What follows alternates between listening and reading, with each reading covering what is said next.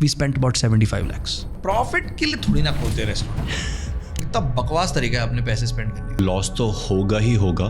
नहीं, एक बहुत बढ़िया मॉल है दिल्ली के वेस्ट दिल्ली में, पैसिफिक, वो 8 महीने की सिक्योरिटी मांगते हैं अप फ्रंट। शॉप का रेंट 2 लाख रुपए है, 16 लाख रुपए तो ब्लॉक क्या, इट्स डेड।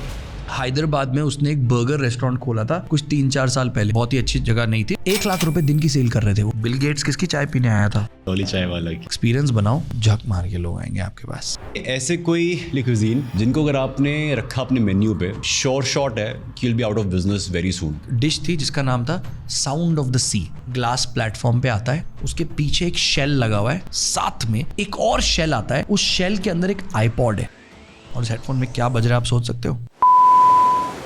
चिकन सैंडविच खाना पसंद करेंगे या फिर आप slow roasted Italian chicken herb sandwich खाना पसंद करेंगे? अपने बाद में कहा, अच्छा लग रहा सुनने में। गत्ते के कागज पे चाय कॉफी लिखा हो, एक शब्द भी अगर लगा दोगे उसके सामने, बहुत फर्क पड़ेगा। चाय और शहद वाली चाय में दुनिया जहान का अंतर है। इंडिया में बिजनेस के ओनर्स को मेहनत करना पसंद नहीं है। गद्दी बिठाओ, हाँ जी छोटू भैया को चाय ला दे यार, तो फिर छोटू ही चलाएगा ना फिर बिजनेस। जिंदगी में काफी लोगों का एक सपना होता है कि खुद का एक रेस्टोरेंट हो, खुद का एक कैफे हो। कभी था ऐसा? अगर हाँ, तो आज का पॉडकास्ट आपके लिए बहुत इंपॉर्टेंट है कि रेस्टोरेंट एज अ बिजनेस आप कैसे शुरू कर सकते हो, कैसे रन कर सकते हो। आज हमारे साथ है बहुत ही amazing man Kabir. Amazing energy, lot of passion, lot of experience, जिन्होंने सब कुछ बताया हमें, दिल खोल के बताया कि रेस्टोरेंट का बिजनेस शुरू कैसे करना चाहिए, किन बातों का ध्यान रखना चाहिए so that you don't end up in losses. ये बहुत ही एक यूनिक पॉडकास्ट था हमारे OMG शो पे, and I am damn sure you would love this conversation that I had with Kabir. So go ahead and watch the episode, but before that do subscribe to this channel. अगर इसके बिना आगे बढ़े, please do subscribe and enjoy this conversation on OMG.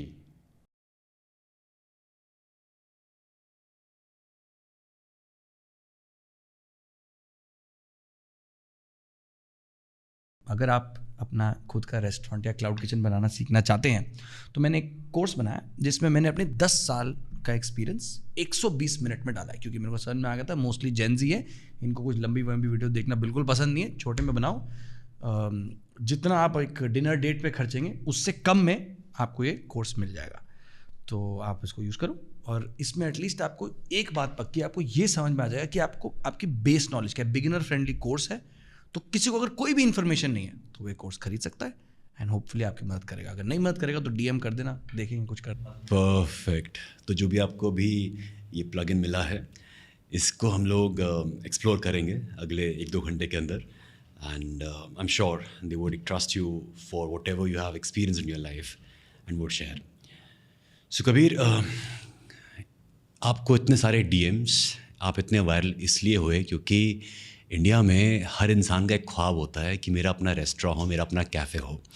और अगर एक इंसान बता दे कि देख भाई इस तरीके से कैफ़े शुरू होता है, तो उससे बड़ा भगवान कोई नहीं है किसी भी एक यंगस्टर के लिए, खास तौर पे, या फिर any person who is working in an IT job anywhere and sitting कि यार ये रेस्टोरेंट वाला जो है ना, मतलब एम्बियंस देख के कि कुछ अपना भी करेंगे, या फिर वंस वील हैंग अ बूट्स, कभी ऐसा कुछ हम लोग शुरू करेंगे। हाँ, सबका वो सपना होता है ना कि हम स्कूल में सब बोलते थे ना कि मैं रिटायर हूँगा तो गोवा पे बीच शैक खोलूँगा, सब कहते थे। या सो आज ये जानना चाहेंगे कि एक एक रेस्टोरेंट के बिजनेस को स्टार्ट करने के लिए, सही बोला मैंने, रेस्टोरेंट का बिजनेस या फिर एक रेस्टोरेंट को शुरू करने के लिए बहुत सारे अप्रूवल्स की ज़रूरत होती है, बहुत सारे परमिशन की नीड होती है। तो लेट्स स्टार्ट फ्रॉम देयर कि कौन कौन सी परमिशन की ज़रूरत होती है to start a restaurant business. So ये ना पूरी इंडिया में हर स्टेट के लिए अलग है। अच्छा, ठीक है ना, बट बेसिक बॉडी यही है कि आपको सबसे पहले एक FSSAI लाइसेंस, जो एक food safety and standard authority of India something basically एक फूड लाइसेंस है बेसिक, कि मतलब आप कुछ खाना बना रहे हैं, किसी भी टाइप का प्रोडक्शन मैन्युफैक्चरिंग कर रहे हो तो आपको वो सबसे बेसिक लाइसेंस है। वो मिलता है आसानी से? बहुत आसान से मिल जाता है, आप जाइए अप्लाई करिए। ठीक है। देखो सच बात तो ये है कि इंडिया में कुछ भी आसानी से नहीं मिलता है। क्यों नहीं मिलता है? सब मिलता है। ठीक है, अगर आप बोल रहे हो अच्छे हो गए तो मिलता होगा फिर, बट कुछ नहीं मिलता है, ठीक है ना, क्योंकि आप ऑनलाइन जाके अप्लाई कर सकते हैं, अगर आपका लक है तो आसानी से मिल जाएगा। अगर कोई दिक्कत आएगी तो वहाँ से उनका कोई कॉल वॉल आ जाता है, और अगर नहीं भी आता है तो ऑनेस्टली FSSAI के लिए बहुत टाउट्स है, बहुत लोग हैं जिनको आप थोड़े से पैसे देंगे तो वो आपके लिए आसान से लाइसेंस करवा देंगे, बहुत आसान लाइसेंस है। Okay. FSSAI के लिए मुझे नहीं लगता आपको किसी को कोई पैसे देने की ज़रूरत है, ठीक है। खुद से आप आराम से करवा सकते हो। उसके बाद एक नेक्स्ट एक म्यूनिसिपल कॉरपोरेशन का लाइसेंस आता है, एटलीस्ट ये दिल्ली में मोस्ट जगह पे म्यूनिसिपल कॉरपोरेशन का लाइसेंस है। उसके बाद एक वहाँ की पुलिस अथॉरिटी का एक लाइसेंस है। कुछ जगह पे लेबर डिपार्टमेंट का एक लाइसेंस है। एक टूरिज़्म डिपार्टमेंट का एक लाइसेंस हो सकता है। अगर आप एक वाटर ट्रीटमेंट प्लांट का लाइसेंस, वाटर ट्रीटमेंट के लिए लाइसेंस होता है, एक फायर के लिए एक लाइसेंस होता है। बट ये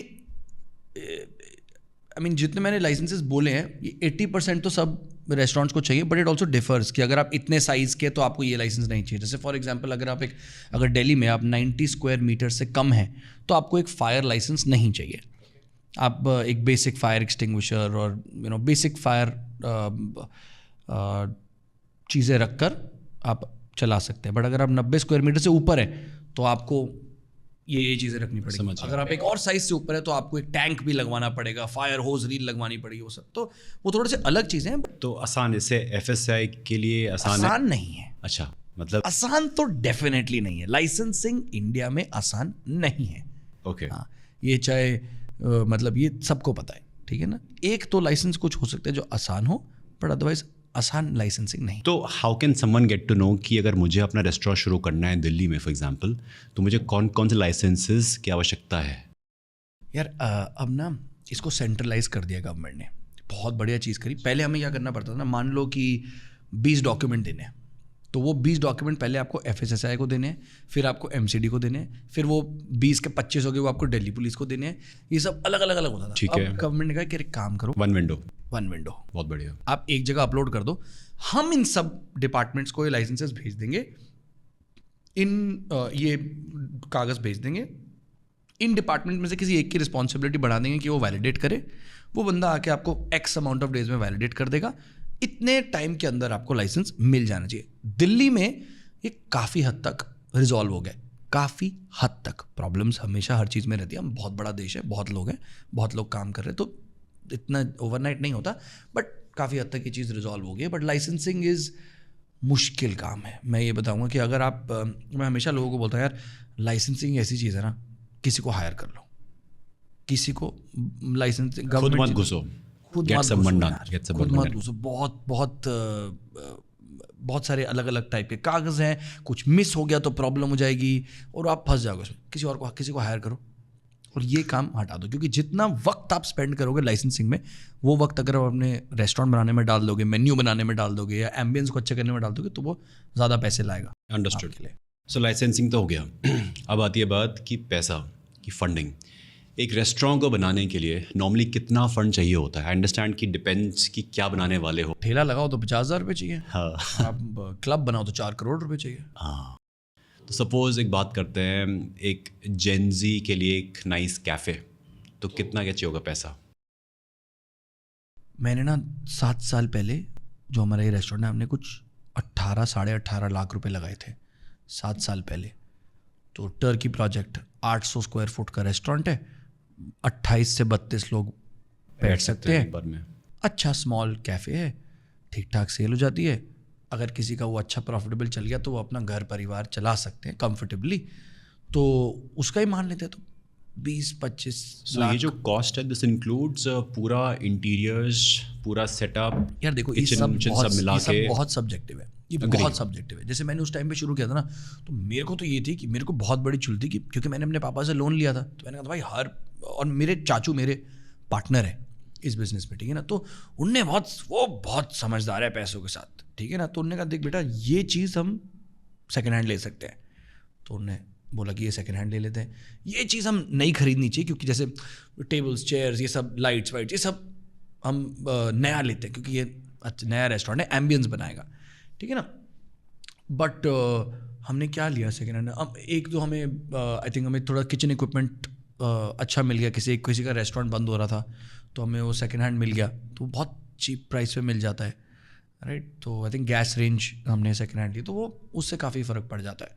बट ये सब्जेक्टिव है, बहुत सब्जेक्टिव है। लेकिन मैं एक चीज़ बोलूँगा, देखो आप अपना ये जो मैंने कोर्स बनाया है, इसके एंड में ना एक शीट है जिसमें आप पूरा अपना प्लान कर सकते हो कि आपने कितना चीज़ में कितना इन्वेस्ट करना है। और इसमें अलग भी चीज़ है, जैसे कुछ रेस्टोरेंट्स एम्बियंस के नाम पे चलते हैं, ठीक है ना। जैसे मान लेते हैं आप जयपुर जाओ और या बॉम्बे जाओ, अब बॉम्बे में कोई एक्स रेस्टोरेंट है जो सी फेसिंग है, उसकी सबसे बड़ी नॉवेल्टी यही है कि वो सी फेसिंग है ना। तो उसको बाकी चीज़ें आपने हर जगह होता है, अगर आप जयपुर वेपुर जाओगे तो कई जगह होती है जो लेक साइड है, तो वो लेक साइड उसकी सबसे बड़ी नॉवेल्टी है, ठीक है ना।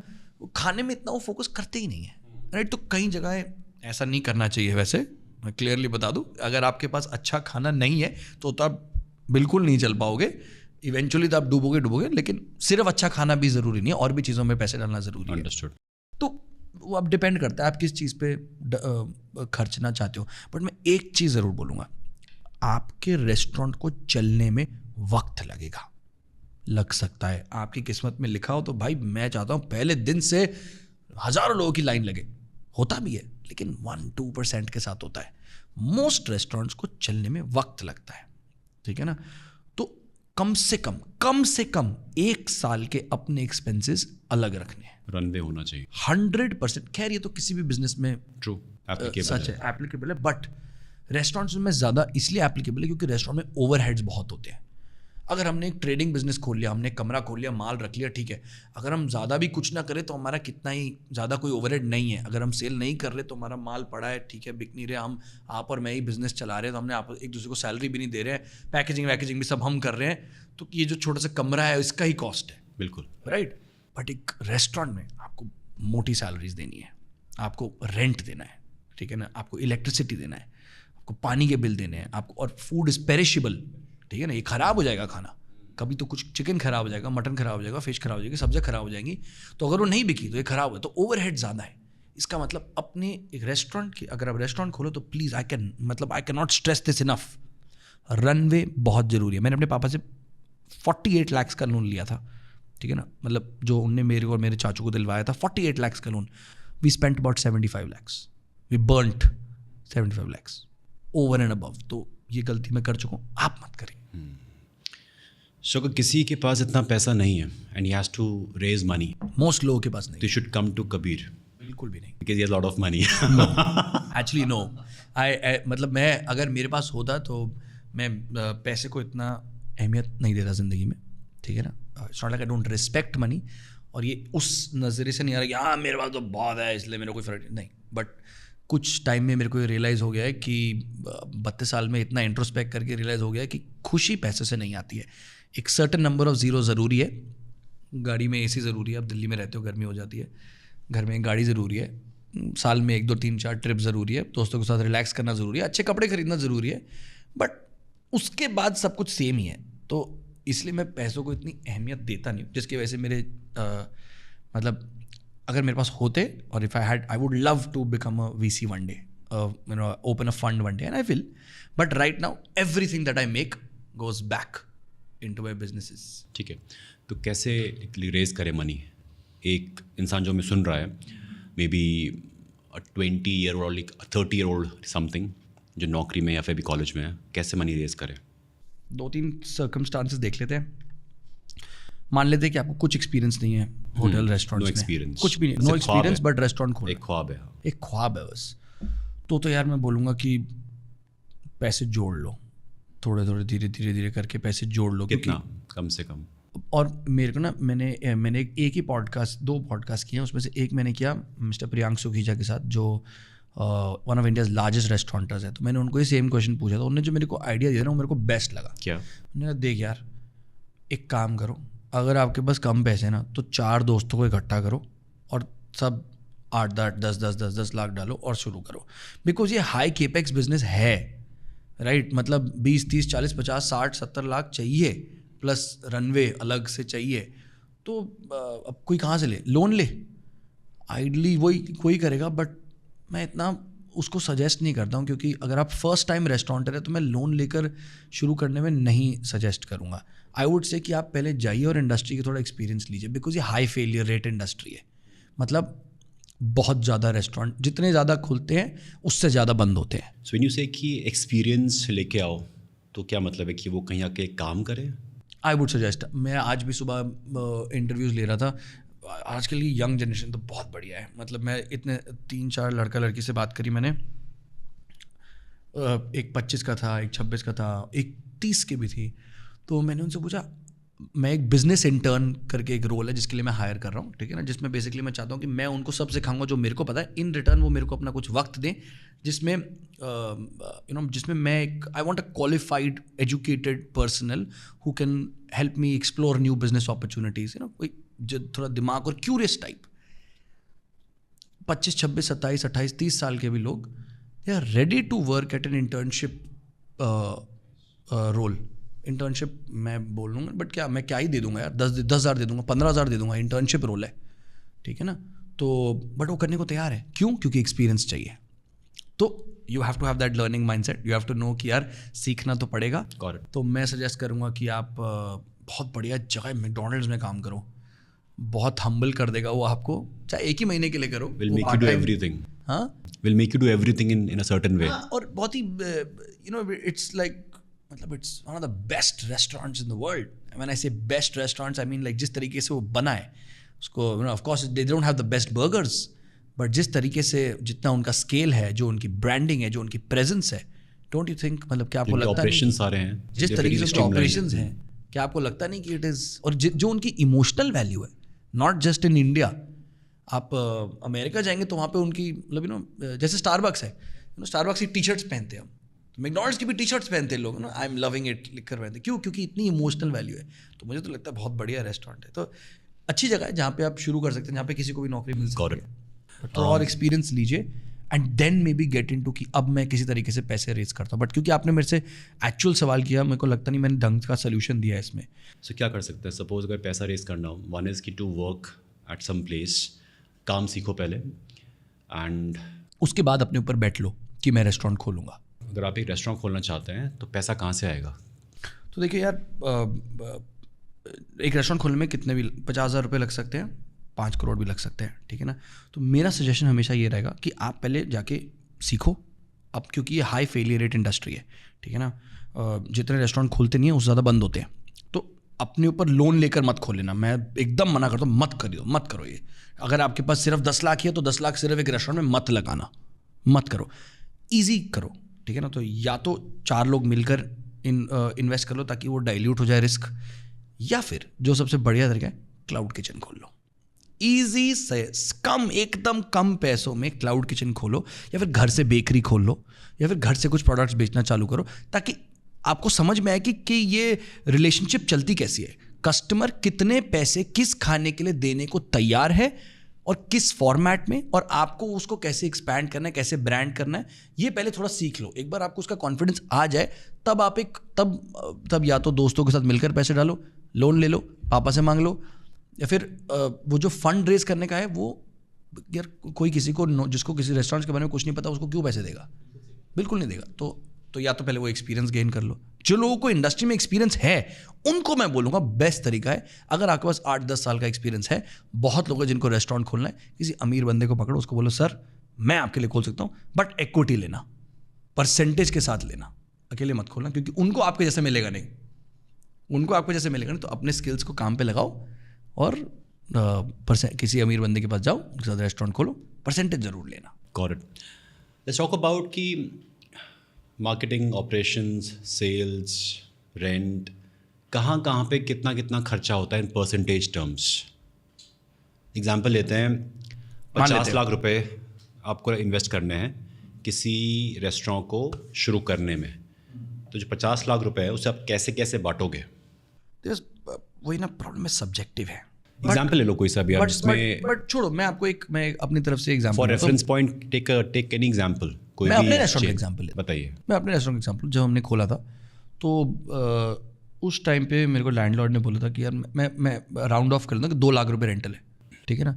कब की बात है ये? 2000 17 16 अक्टूबर। हाँ, तो वो 2017 में, ठीक है ना। तो 2 लाख रुपए लैंड का रेंट है। मैंने कहा ठीक है सर, ओके।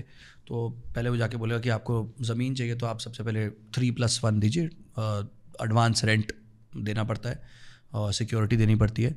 अब ये डिफ़र करता है। एक बहुत बढ़िया मॉल है दिल्ली के वेस्ट दिल्ली में, पैसिफिक करके, वो 8 महीने की सिक्योरिटी मांगते हैं अप फ्रंट।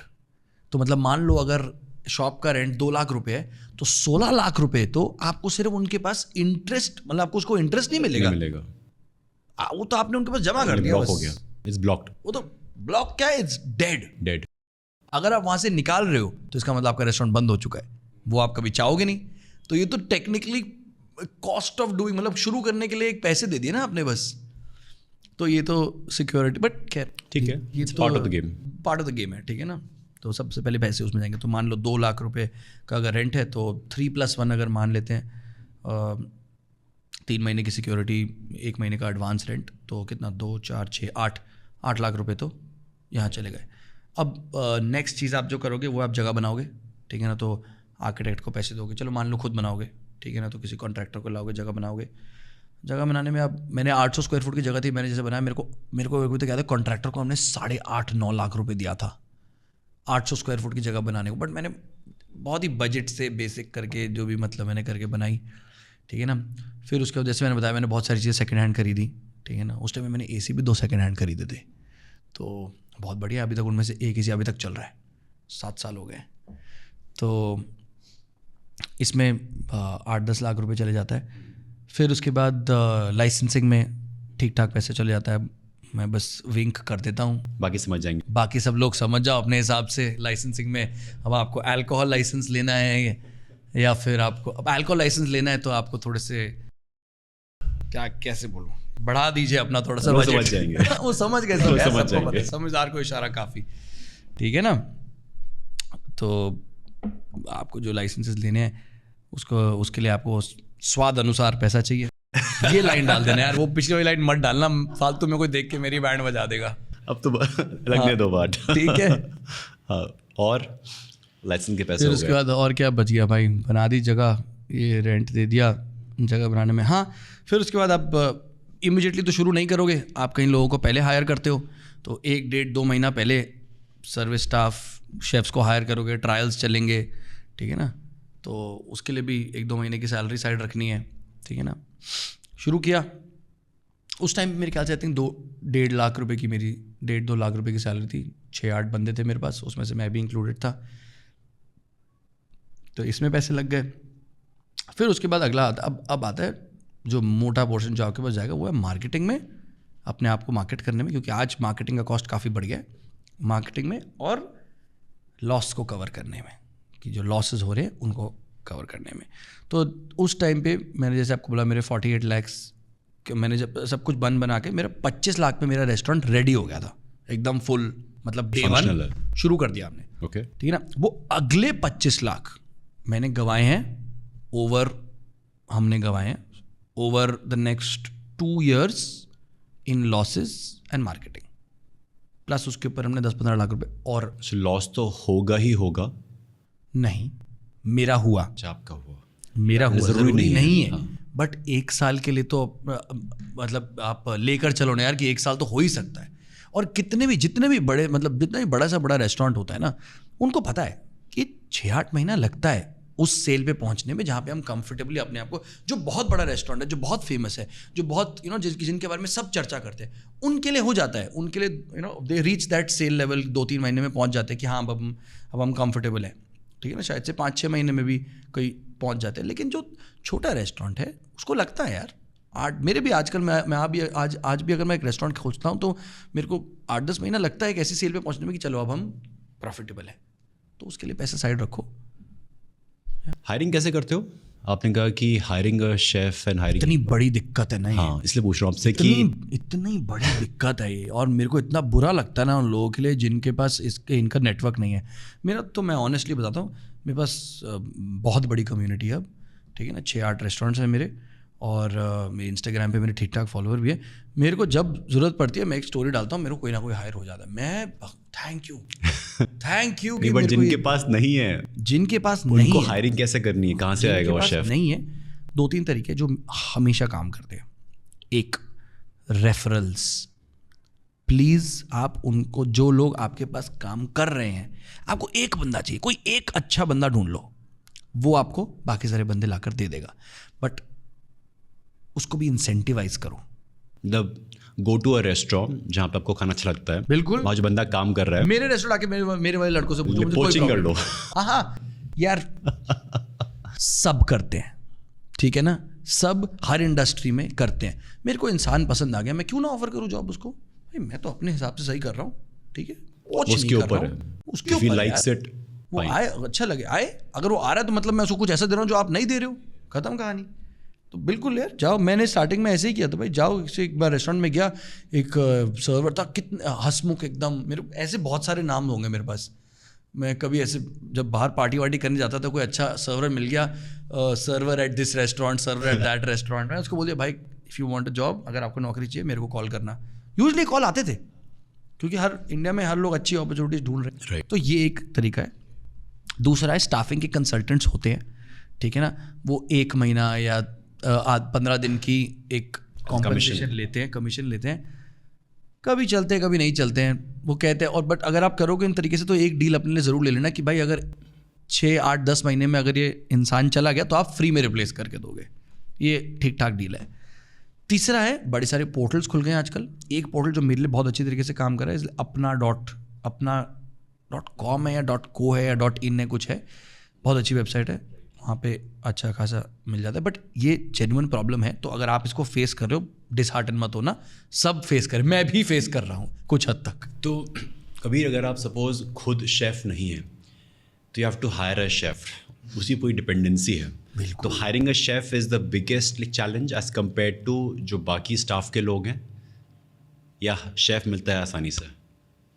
क्योंकि जब शेफ पे डिपेंडेंसी है तो उन्हीं के टैंट्रम्स, उन्हीं के नखरे हैं कि भाई आज मेरा मूड नहीं बनाने का। ऐसा होता है कभी? हाँ होता है, बिल्कुल होता है। लकीली अब मेरे साथ नहीं होता है, बट मुझे पता है बहुत सारे लोगों के साथ ये होता है। इसके लिए मैं 2 चीज़ें बोलूँगा। बताओ। एक चीज़ तो अपने लोगों को ढंग से ट्रीट करो। इंडिया में ना हम एक ट्रस्ट डेफिसिट नेशन है, मतलब हम शक्की लोग हैं, हम शक ज़्यादा करते हैं, ट्रस्ट बिल्कुल भी नहीं करते हैं। तो अगर आप किसी को थोड़ा सा भी ट्रस्ट दोगे ना तो खुल जाता है अंदर से आदमी, वो रिटर्न करता है। अब फेलियर रेट हर चीज़ में है, इसमें भी होगा, बट आप अपने लोगों को ढंग से ट्रीट करो, समझो उनकी दिक्कतें, ठीक है ना। जैसे जब हम स्टार्टिंग में थे, मुझे पता है हम ज़्यादा सैलरी नहीं दे रहे थे कंपैरेटिवली, मार्केट में पैसे ही नहीं थे, कहाँ से दूँ यार। जो मेरे को पता है, मेरे डैड बहुत बढ़िया सैलरी देते, सब देते, लेकिन मैं तो अलग एक इकोसिस्टम चला रहा हूँ ना, मैं अपने पापा के अंदर से नहीं चला रहा हूँ, मैं और मेरे चाचू चला रहे थे, हम अलग से एक बिजनेस चला रहे हैं। अग्री। तो जो बजट था उस हिसाब से हम कर रहे थे, बट उसको ऑप्टिमाइज कैसे किया, मतलब मैंने कि भाई तू मेरे से एडवांस ले जा, ठीक है ना, कोई दिक्कत नहीं, एडवांस ले ले। जब सेल अच्छी हो तो किसी तरीके से उनको थोड़ा सा इंसेंटिवाइज कर दिया, बोनसेस कर दिए, ठीक है ना। उनको जो आप दे सकते हो, अगर उनकी कोई दिक्कत है तो आप उनको अगर आपका बिजनेस बहुत अच्छा चल रहा है तो आप एक स्ट्रिक्ट रूल्स एंड रेगुलेशंस बना देते हो और बोलते हो कि अब तो मैं नहीं हिलूंगा, क्योंकि आपका बिजनेस चल रहा है, आप अफोर्ड कर सकते हो, आपके पास लोग आ रहे हैं। बट जब नहीं चल रहा होता है तो ऐसे करते हैं, तो इसलिए मतलब जब नहीं चल रहा होता है तब सब हर बंदा कहता है अरे नहीं यार तू, मतलब you try to compensate the person कि उससे जो आपको रिजल्ट चाहिए। तो जब अगर आपका बिजनेस अच्छा चल रहा है, बुरा चल रहा है, ये तरीके हैं जिससे आप स्टाफ को ढंग से ट्रीट कर सकते हो। अगर आप इंडिया में स्टाफ को ढंग तरीके से ट्रीट करो तो आप किसी के घर में चले जाओ, किसी के बिजनेस में चले जाओ, ऐसे हमेशा लोग होते हैं जो 20 साल से काम कर रहे हैं, 30 साल से काम कर रहे हैं, अच्छी जगह पे लोग टिकते हैं। हमने बात कर ली about the money aspect. Next angle is the decor. जो भी कैफ़ेज़ बन रहे हैं they are becoming more instagrammable, and जो पेस्टल कलर्स हैं, जो नियॉन लाइट्स हैं, वो आपको हर जगह मिलती हैं, बिकॉज़ लोगों को खाने से ज़्यादा खाने की फ़ोटो और एम्बियंस की फ़ोटो की आवश्यकता होती है। तो ये बताओ कि कौन कौन सी की चीज़ें हैं, क्या फ़ीचर्स हैं जो कि ध्यान में रखनी चाहिए before going ahead the decor of a restaurant? ठीक है, हम ना एक विजुअल इकोनॉमी में रह रहे हैं अब, ठीक है ना, जिसका मतलब सब कुछ हम देख कर समझते हैं। कुछ साल पहले तक जैसे मेरे को एग्जैक्ट मैट्रिक याद नहीं, जैसे दुनिया में जितना भी डेटा है अगर उसको टोटल कर लेना तो उसका जो 80% डेटा है, 80 या 70% डेटा है ना, वो पिछले 8-10 सालों में ही आया है। वो इसलिए क्योंकि हम वीडियो सेंट्रिक बन गए हैं। पहले टेक्स्ट था, फिर फोटोज़ था, फिर धीरे धीरे अब पूरा वीडियो सेंट्रिक है। तो मतलब हम देख कर समझते हैं। तो अगर कोई इंसान जैसे आपने बोला उनको फ़ोटो खींचने में ज़्यादा मतलब है खाने से, ऐसा नहीं है। उनको फ़ोटो खींचने में मतलब है क्योंकि विजुअली हमें विजुअल चीज़ें अच्छी लगती हैं, परंतु वो सिर्फ उनको अंदर लाने का तरीका है। अगर आप अच्छे दिखने में रेस्टोरेंट, मैंने बोला था ना एम्बियंस वाले रेस्टोरेंट्स भी होते हैं, बट एम्बियंस वाले रेस्टोरेंट में या तो ऐसा एम्बियंस हो जो किसी के पास नहीं है, sea facing, Qutub Minar facing, Taj Mahal के सामने, ऐसा हो तो आप यूनिक हो, तो आप कुछ भी करो तो आप मतलब क्या कहते हैं, प्याज रोटी सेल करो तो भी लोग आएंगे, ठीक है ना। लेकिन अगर आप एक एम्बियंस सेंट्रिक रेस्टोरेंट हो, बहुत बढ़िया, अच्छी बात है, नो प्रॉब्लम, प्लीज बी, ठीक है ना। बट खाना अगर अच्छा आपका नहीं होगा तो बॉस आपका टाइम लिमिटेड है, आपका टाइम बहुत लिमिटेड है। खाने के बिना मतलब सिर्फ अच्छे खाने से रेस्टोरेंट नहीं चलेगा आजकल के ज़माने में, क्योंकि हम एक विजुअल इकोनॉमी है। लेकिन बिना अच्छे खाने के तो डेफिनेटली नहीं चलेगा। तो ये चीज़ करना ज़रूरी है। एंड मुझे तो बहुत सही लगता है, क्योंकि आजकल के ज़माने में आपने देखा होगा कितने, बिकॉज ये इंस्टाग्राम और यूट्यूब की वजह से कितने सारे लोग जो इनहेरेंटली क्रिएटिव हैं, वो लोग कितने बढ़िया मतलब आप देखो कि स्मॉल क्रिएटर्स कितने बढ़िया चीज़ें बनाते हैं, कितनी अच्छी फ़ोटोज़ खींचते हैं, कितनी अच्छी वीडियोज़ बनाते हैं, कितनी अच्छी एडिटिंग करते हैं, क्योंकि इनहेरेंटली वो क्रिएटिव है। तो अगर आप एक रेस्टोरेंट खोलने वाले हो और आप एक ऐसी चीज़ करने वाले हो, तो प्लीज़ इसको पूरे हद तक इस्तेमाल करो, बहुत सुंदर जगह बनाओ। बिकॉज आजकल छोटे रेस्टोरेंट्स जो चल रहे हैं ना, वैसे बड़े रेस्टोरेंट्स नहीं चल रहे। The cozy vibe. Yes, because हमें ना हम आज से 10 साल पहले खाने की, और ये ना मैं एक्चुअली सच बताऊं तो ये मैं टॉप टियर 1 सिटीज़ की बात कर रहा हूँ मोस्टली, ठीक है, क्योंकि टियर 2 टियर 3 सिटीज़ में तो उतने रेस्टोरेंट्स ही नहीं है अभी, वो सप्लाई ही सॉल्व नहीं हुआ है। बट टियर 1 सिटीज़ में ना बहुत रेस्टोरेंट्स है, बहुत अनगिनत रेस्टोरेंट्स है। तो लोग पहले इसको खाने की दिक्कत थी, अब खाने की दिक्कत नहीं, खाने की सप्लाई बहुत है, अब एक्सपीरियंस चाहिए। तो वो एक्सपीरियंस आप प्रोवाइड करो, जितने बढ़िया तरीके से आप कर सकते हो वो आपके लिए सही रहेगा। तो मतलब तो उसके बारे में बहुत सोचो कि आपके कस्टमर का क्या एक्सपीरियंस रहना चाहिए। Got it. The most important thing would be location. कि आपका जो रेस्टोरेंट है, सपोज आपका खाना अच्छा है लेकिन बंदा वहाँ पे पहुँच ही नहीं पा रहा है, कहीं आपने जंगल में बना दिया।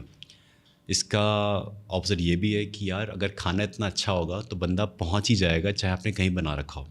Which works the best? ऐसे कुछ वो मैट्रिक नहीं है और कोई भी आपको सही गलत नहीं बता सकता है, परंतु आजकल के ज़माने में हमारे पास एक बहुत सुंदर चीज़ है, इंस्टाग्राम, ठीक है ना।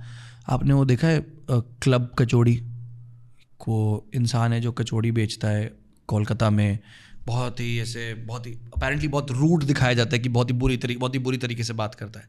खैर, एक इंसान है जो एक गली में, कोलकाता की किसी गली में क्लब कचौड़ी नाम की, जैसे छांगनी कचौड़ी करके कुछ ऐसे है, वो बेचते हैं, ठीक है ना। तो ऐसे कोई वो बहुत हाई स्ट्रीट मार्केट में नहीं है, वो कहीं अंदर जाके है, ठीक है ना। बट उनकी रील्स वायरल हो गई तो लोग जाते हैं वहाँ पे, उनकी लाइनें लगी हैं। एक सरदार जी हैं मेरे ख्याल से, जो क्या अनलिमिटेड पाजी नाम के कुछ है, दिल्ली में कहीं है, तो वो ऐसे चीख चिल्ला के बोलते हैं, अरे ये देखो मैं तोड़ दिया 130 में अनलिमिटेड थाली। और वो मेरे को पता नहीं कहाँ है, बट कोई ऐसी बहुत हाई स्ट्रीट एरिया में, बहुत पॉपुलर जगह में नहीं है, बट लोग जाते हैं। तो अगर आप, खैर लोकेशन ठीक है, अपने आप को मार्केट अगर कर सकते हो तो आपकी जो वीकनेस है उसको अपनी स्ट्रेंथ बना लो। मैं आपको एक बहुत सही चीज़ बताता हूँ, ये अच्छा मेरे दिमाग में आ गई। मेरा जो रेस्टोरेंट टर्की प्रोजेक्ट, ये मैंने DDA कमर्शियल कॉम्प्लेक्स में खोला, डिफेंस कॉलोनी के। तो हमारा एक रेस्टोरेंट है निज़ाम्स काठी का, उसी के साइड में ये प्रॉपर्टी मिल रही थी, वहीं पे हमने इसको खोला, ठीक है ना। स्टार्टिंग के 2 साल जब मैं लॉस कर रहा था ना, तो मेरे को हर दूसरे बंदे ने बोला प्रॉपर्टी अच्छी नहीं है कबीर, ये ना जगह अच्छी नहीं है कबीर, यहाँ ना फुटफॉल नहीं है कबीर, यहाँ लाइट की प्रॉब्लम है, यहाँ पे कबीर समझ नहीं आता ना, इसलिए लोग तेरे पास नहीं आ रहे हैं। जब वो रेस्टोरेंट, थैंक यू गॉड, अब जब वो रेस्टोरेंट कंफर्टेबली चलता है ना, तो लोग मेरे को पता है क्या बोलते हैं, कबीर क्या लोकेशन यार, क्या लोकेशन है यार। लोकेशन यार, ये पता है कोजी है कबीर, हिडन जेम, क्योंकि ये दिखता नहीं है, राइट? वो रोड पे सड़क पे पहले दिखता दिख नहीं भी रहा था तुझे। कबीर, मैं लोगों को दूर दूर से लेके आता हूँ कि hidden gem and Defence Colony है। ये बढ़िया है भाई तुम्हारा। और ये सेम चीज मेरे नाम के साथ भी है।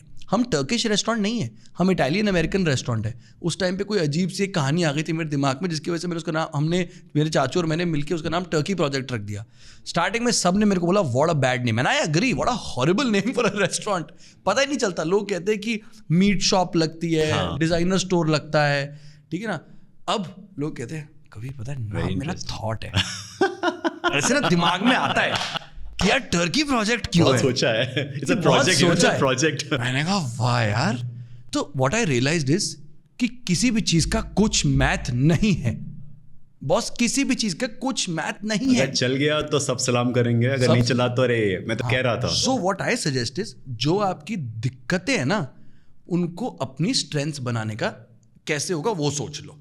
But there would be certain checklist ना कि यार अगर अपना आप लोकेशन का ध्यान दे रहे हो कि यहाँ पे तो मत खोलो या फिर ऐसी जगह पे मत करो, तो वो क्या है डूज एंड तो डोंट्स? उस कॉन्वर्सेशन को थोड़ा शिफ्ट करते हैं, एक थोड़े से और डेटा बैक्ड तरीके से बात करते हैं, बताओ। ठीक है ना। आज हम डेटा बैक्ड इकोनॉमी में जीते हैं, ठीक है ना। सब चीज़ों का डेटा अवेलेबल है, कहीं ना कहीं से तो अवेलेबल है। बेस्ट तरीका है Swiggy Zomato, billions of dollars worth companies, incredible data उठा रहे हैं लोग, ठीक है ना। किसी बंदे को ढूंढ लो जो यहाँ पे इनके पास काम करता हो, कोई तो दोस्त पास कोई तो मिल जाएगा, उसको बोलो भाई मेरे को कोई डेटा निकाल दे। वो उनके पास सारा डेटा है, कौन से क्लस्टर में कौन सी क्यूजीन कितनी बिक रही है, उनके पास सारा डेटा है। जैसे अमेजोन के पास डेटा था ना कि कौन से कहाँ पे क्या बिक रहा है, क्या किया अमेजोन ने, जो जहाँ पे कितना बिक रहा है उनने अपने ही ब्रांड्स निकाल दिए, सॉलिमो वॉलिमो करके ना।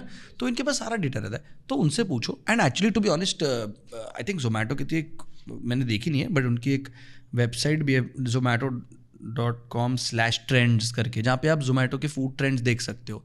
दे very good with the data, वो मदद करने वाली कंपनीज हैं। अगर आप उनसे मांगोगे तो वो देंगे, तो उनसे पता करो। बट ये बहुत इंपॉर्टेंट चीज़ है, पता करो कि आपके आसपास के जहाँ पे आप खोलना चाह रहे हो वहाँ पे क्या बिक रहा है, क्या बिकेगा। लोगों से बात करो, और कोई ऐसी एजेंसी नहीं है जहाँ पे जाके उनको पैसे दो और वो आपको बता दे।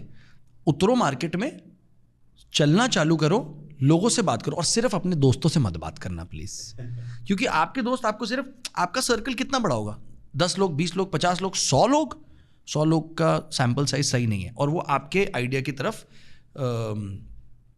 मतलब पार्शियल रहेंगे। व्हेन यू से कि आपको एक सैंपल इकट्ठा करना है, आपने लोकेशन चूज़ कर ली कि मुझे ना यहाँ पे कैफ़े खोलना है, तो वो बंदा उसके आसपास जो लोग रहते हैं उनसे अप्रोच करे, उनसे बात करे, उनसे बात करो। जैसे मान लो कि आपको मैक्सिकन रेस्टोरेंट खोलना है, ठीक है ना, मान लो आपको मैक्सिकन रेस्टोरेंट खोलना, तो आप एक गूगल फॉर्म खोलो, उसमें चालू करो, लोगों से बात करना चालू करो। मैक्सिकन खाना पसंद है, मिसिंग लगता है, कहाँ का पसंद है, मैक्सिकन कभी खाना खाया है, जानते हो क्या है, खरीदोगे, कितने में खरीदोगे, 400 में, 500 में खरीदेगा, 700 रुपये खरीदेगा, 100 रुपये खरीद लेगा।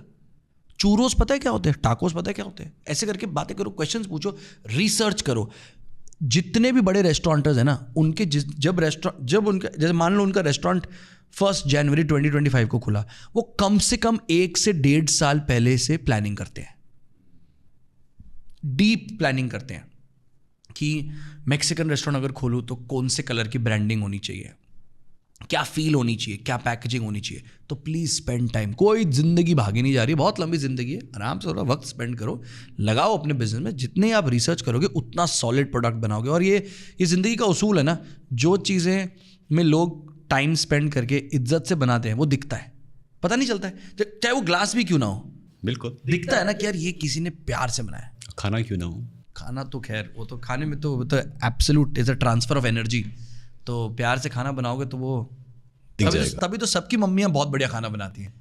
कोई ऐसी मम्मी है जिन जो बुरा खाना बनाती हैं, सबको लगता है मेरी मॉम बेस्ट खाना बनाती है, बिकॉज बहुत प्यार से बनाती है। So true. Talking about opening a restaurant in a mall, food court, किस फ्लोर पे, ground floor, first floor, second floor, या सीधा फूड कोर्ट में, कहाँ पे बनाना चाहिए? फूड कोर्ट तो खैर यूजुअली टॉप फ्लोर, मतलब यूजुअली ऊपर वाले फ्लोर्स पर ही होते हैं। Of course ground floor is always the best, but ground floor का प्रीमियम भी सबसे हाई होता है, GK2 करके मार्केट है दिल्ली में, वहाँ पे ग्राउंड फ्लोर का रेंट है 6 लाख रुपए, 1200 स्क्वायर फुट की दुकान। उसमें आई थिंक आपको बेसमेंट भी मिलता है, बट बेसमेंट में तो आप कुछ बना नहीं सकते, बेसमेंट में ना किचन रख सकते हो, बेसमेंट सिर्फ स्टोरेज के लिए, हद मार के ऑफिस बना लोगे छोटा सा, तो 6 लाख रुपए है। फर्स्ट फ्लोर पे चले जाओ तो वो हाफ हो जाता है, 3 तक आ जाता है। सेकंड फ्लोर पे चले जाओ तो वो 2.3 2.5 हो जाता है। टेरेस पे जाओ, मतलब एकदम थर्ड फ्लोर पे चले गए तो 1.8 भी हो सकता है। पर इंटरेस्टिंगली आजकल people prefer to go on the terrace, जहाँ पे उनको एक अलग व्यू मिलता है। बिकॉज बाय सप्लाई हमारे पास ओपन एयर रेस्टोरेंट्स कम है, डिमांड बहुत ज़्यादा है। आज 6-7 महीने की डिमांड है जब हमारे पास वो वेदर अच्छा है, राइट, तो हमें ओपन एयर अच्छा लगता है, बट वो क्योंकि सप्लाई कम है, ओपन एयर रेस्टोरेंट बहुत कम है दिल्ली में, बहुत ज़्यादा कम है। तो जिनके पास ओपन एयर है वो उनके पास पहले से ही एक एडवांटेज है, राइट, कि ये ओपन एयर रेस्टोरेंट है। वहाँ का रेंट बहुत कम है आपके हिसाब से, लीस्ट है अमंगस्ट ऑल द फ्लोर्स। हाँ, मतलब ऊपर अगर आप जाते रहेंगे तो ऑफकोर्स, मतलब टेरेस आप लेंगे तो कम हो जाता है, राइट, ऊपर के फ्लोर्स ऑफकोर्स कम हो जाते हैं, बट ये सेम चीज़ में डिफ़र भी कर सकता है। फॉर एग्जांपल जैसे कुतुब कॉम्प्लेक्स करके जो दिल्ली में है, जो बहुत फेमस है, वो सारे कुतुब मीनार को फेसिंग टॉप फ्लोर्स हैं, उनके रेंट्स बहुत हाई हैं उनके। तो all these things are dependent, ये कोई किसी मतलब प्रॉपर्टी का तो वो उसूल है ना, वो परसेप्शन है, किसी को एक तरीके से दिखती है, किसी को दूसरी तरीके से दिखती है, तो उससे ज़्यादा कोई ऐसा कोई इम्पैक्ट नहीं है। आपने एग्जांपल दिया था अभी कि मेक्सिकन फूड का, पूछने के लिए what is better to start with, the local cuisine और द इंटरनेशनल वंस? यार let's divided by tier cities. ठीक है, अगर आप टियर 1 सिटी में हो, ठीक है ना, तो भाई आंखें बंद करके हेल्दी खाना बनाओ, आंखें बंद करके। आप टियर 1 सिटी में रह रहे हैं, राइट, क्या खाना खाते हैं आप कितने साल के हैं? 35 35 साल के हैं। आप क्या खाना पसंद करते हैं, क्या खाते हो आप? बाहर जाएंगे? नहीं, आप यूजली नहीं, घर पे मंगवाते हो या फिर बाहर भी जाते हो आप? क्या आप हेल्दी खाने, आप ना भी बोल सकते हो। मैं हेल्दी खाना ही पसंद करूंगा, मैं बाहर जाना भी पसंद नहीं करूंगा। हाँ, नहीं पसंद करोगे, ठीक है ना।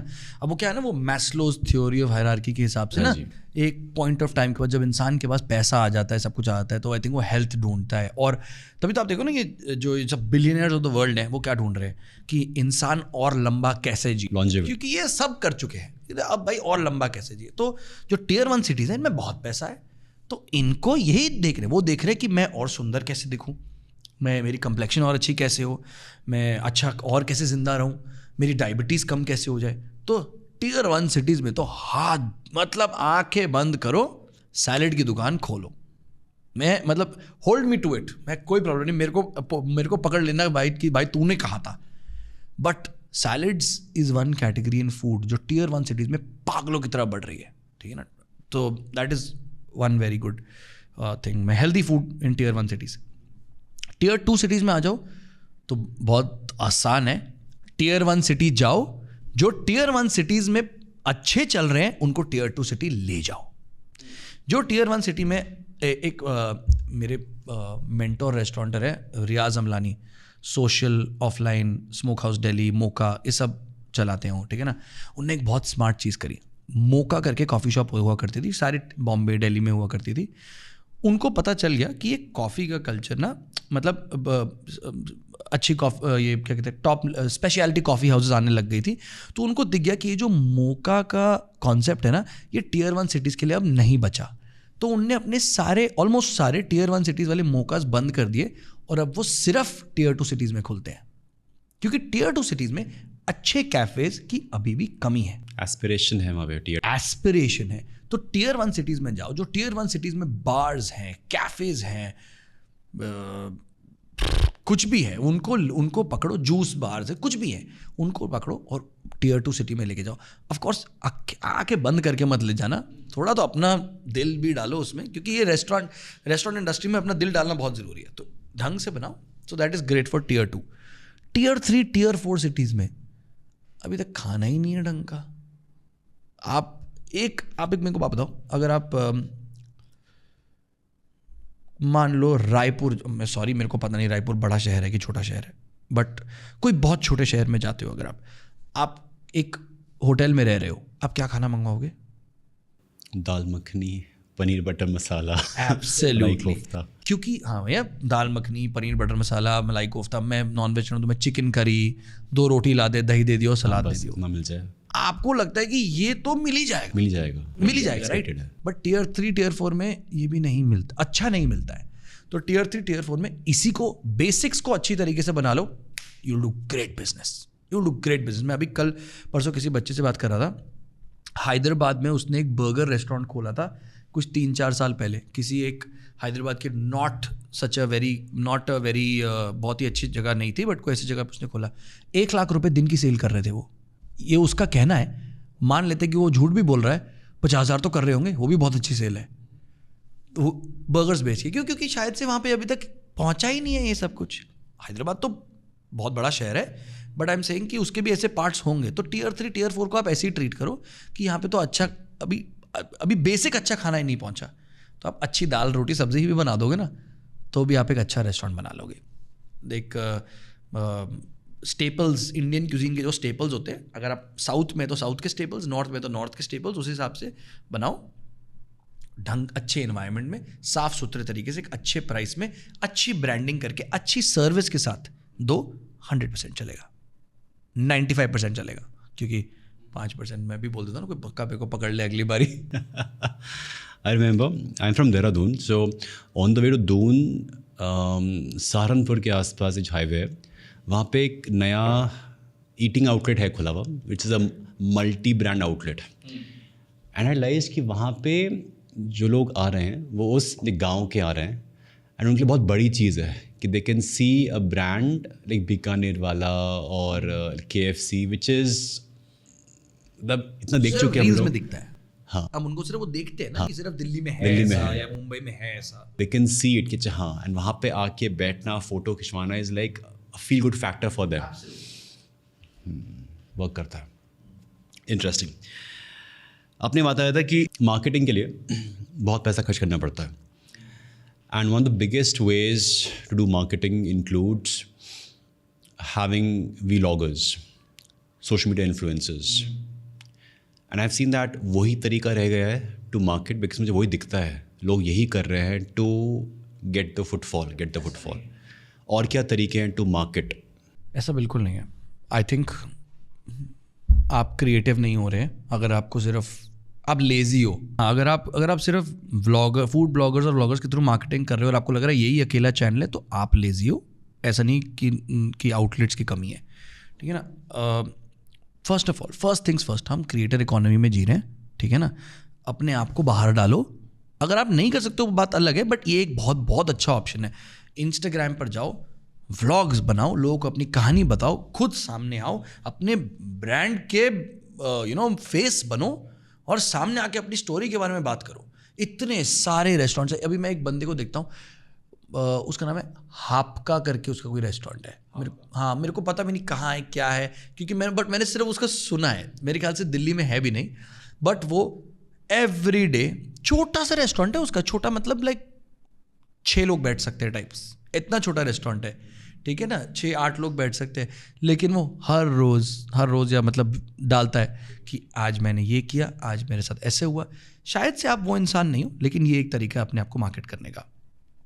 दूसरा, प्लेटफॉर्म्स है, स्विगी, जोमेटो, इजी डाइनर, डाइन आउट, इतने सारे प्लेटफॉर्म्स है। इन पर आप अपने एड्स चला सकते हैं अलग अलग। अगर आप एक डिलीवरी सेक्शन में अपना ऐड चला सकते हैं, डाइन इन सेक्शन में अपना ऐड चला सकते हैं, ठीक है ना।